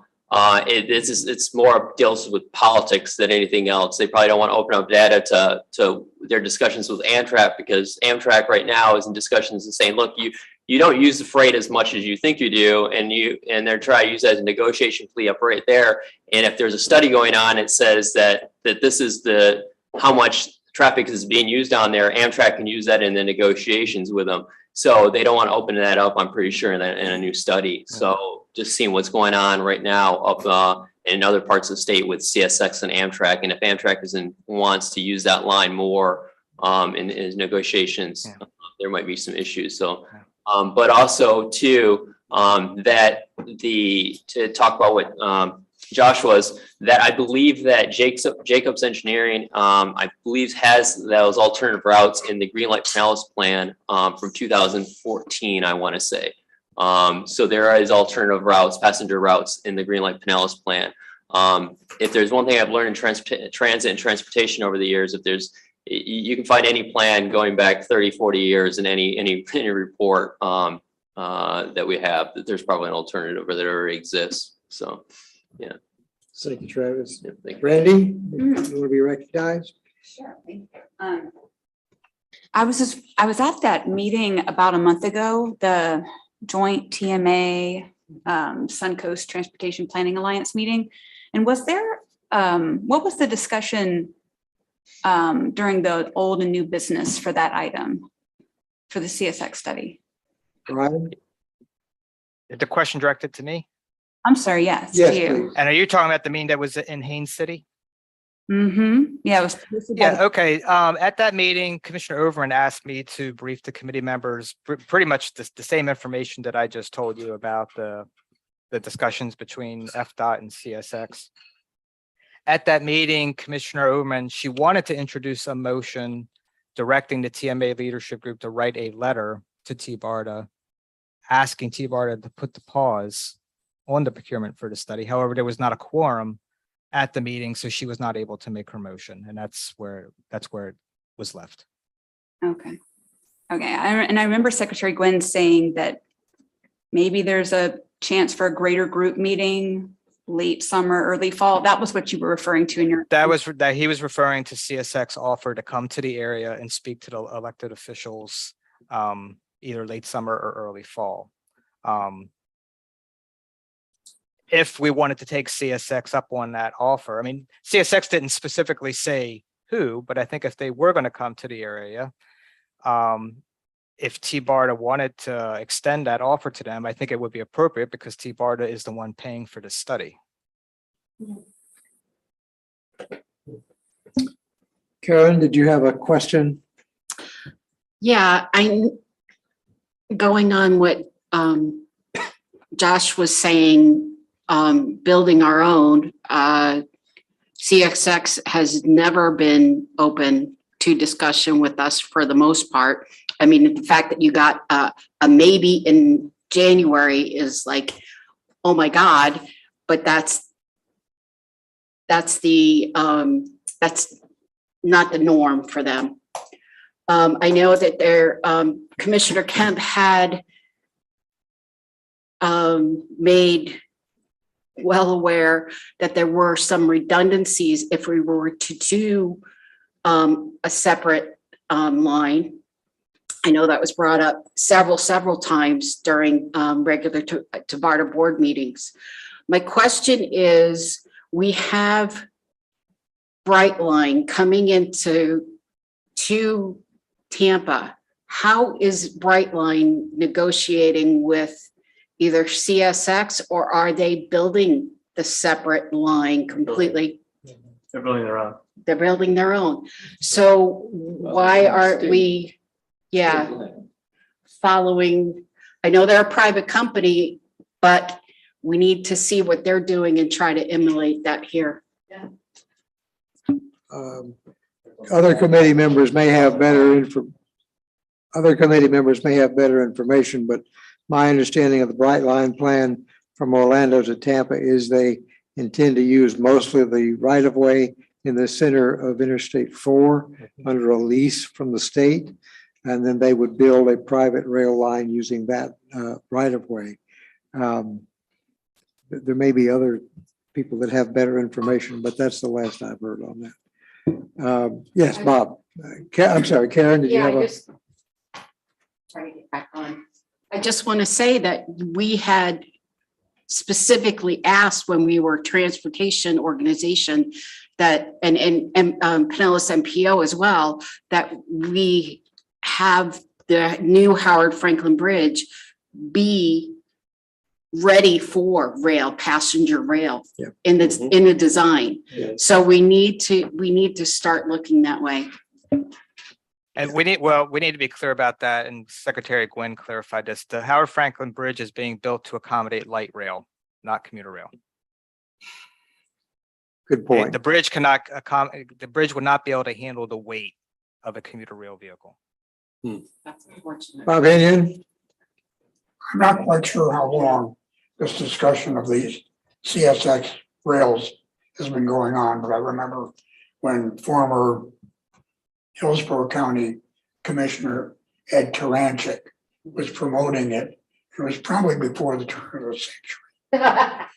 Probably, because I remember hearing about it at a meeting at what's now the Carl Government Center downtown, and he was the executive at that time. But Ed Taranchik had a whole plan, stops all along, heading down into Clearwater and then down to St. Pete. Yeah, that's true. And I won't comment on when it might have been. Other comments or questions from the committee? Yeah, Bob. Thank you, Mr. Chairman. FDOT works successfully with, what is it, Tri-Rail and Sunrail. So it's not a question of will or won't they do it. It's just a question of how much. That's in my mind. We know who you are. Just tell us what your price is, maybe. But FDOT sounds like they have the key to success here. Different district. Yeah. Oh, yeah. Well, and I think that's a good point, Bob, but I think it's also incumbent upon us to recognize that both FDOT and CSX had said there will not be another Sunrail type deal. That, for whatever reasons, I won't elaborate on that. Any other comments on this subject? I would like to ask the committee if there is an appetite here to address any kind of a motion to the policy committee who is going to take this up. We have a quorum, we have the ability to pass a motion, fortunately. And so if there is a position this committee would care to take on whether or not to proceed with the study, I would certainly be willing to entertain it. And if there is no motion, that's fine. But I wanted to afford you the opportunity. Right, hearing none, we will remain uncommitted on the issue. Brian, thank you for the report, and I hope that you will let us know what the policy committee decides to do at their meeting on the 15th. Will do. All right. Is there any other new business to come before our committee, or are there any other items that the committee would like me to bring to the Tbarda board when they next meet, which will be in August? Mr. Chairman? Yes. More on the items. Two things. One is, do we have any update on the US 19 RRT, or what's the next milestone? Okay. I can address that. We will have a meeting of the study executive team in July, and the consultant will be presenting on the results of the analysis for what's called the high investment alternative and the low investment alternative. And the study executive team is going to be asked to select one of those two, or what more likely will probably happen is a hybrid of the two. And then we will take that recommendation to the board. But we can also present it to the CAC as well. Okay, thank you. The other thing that I would share with the board, and it ties into what Josh Frank was talking about, of trails as a transit option. I have been working with people in the Dana Shores area looking at the trails on the Courtney Campbell Causeway. And it turns out that there are people that take transit buses down to a stop on Memorial and then walk I think it's called the Skyway Trail, which goes along the memorial of the veterans or the Memorial Highway, and then connects back into the trail system along the Courtney Campbell to go to the to work in the Rocky Point Hotel area.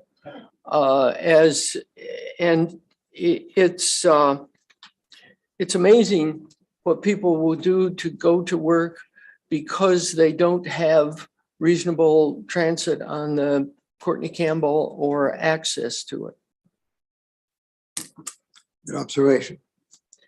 Any other business, any other comments committee wants to make? Yes. Randy?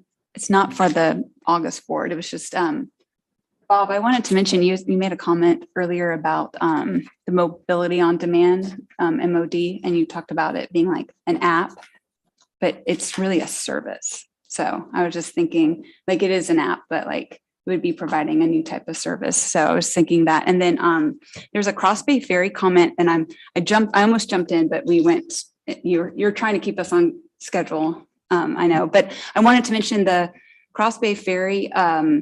There's potential for connection of a lot of free transit service when they start up their service again come October 1st this year.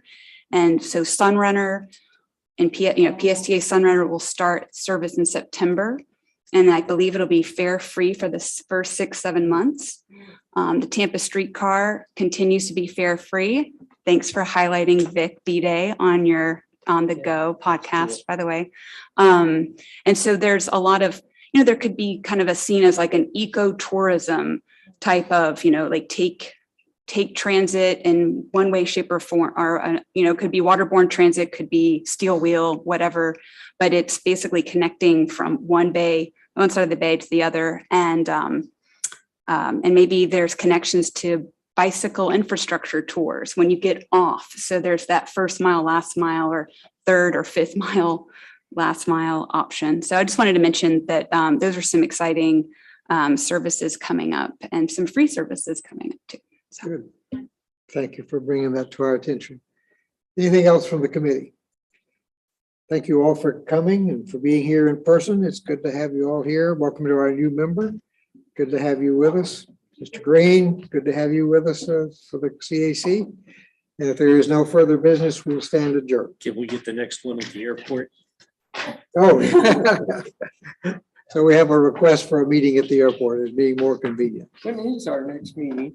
Our next meeting is in August. August 10th. August the 10th. Right here. Right here.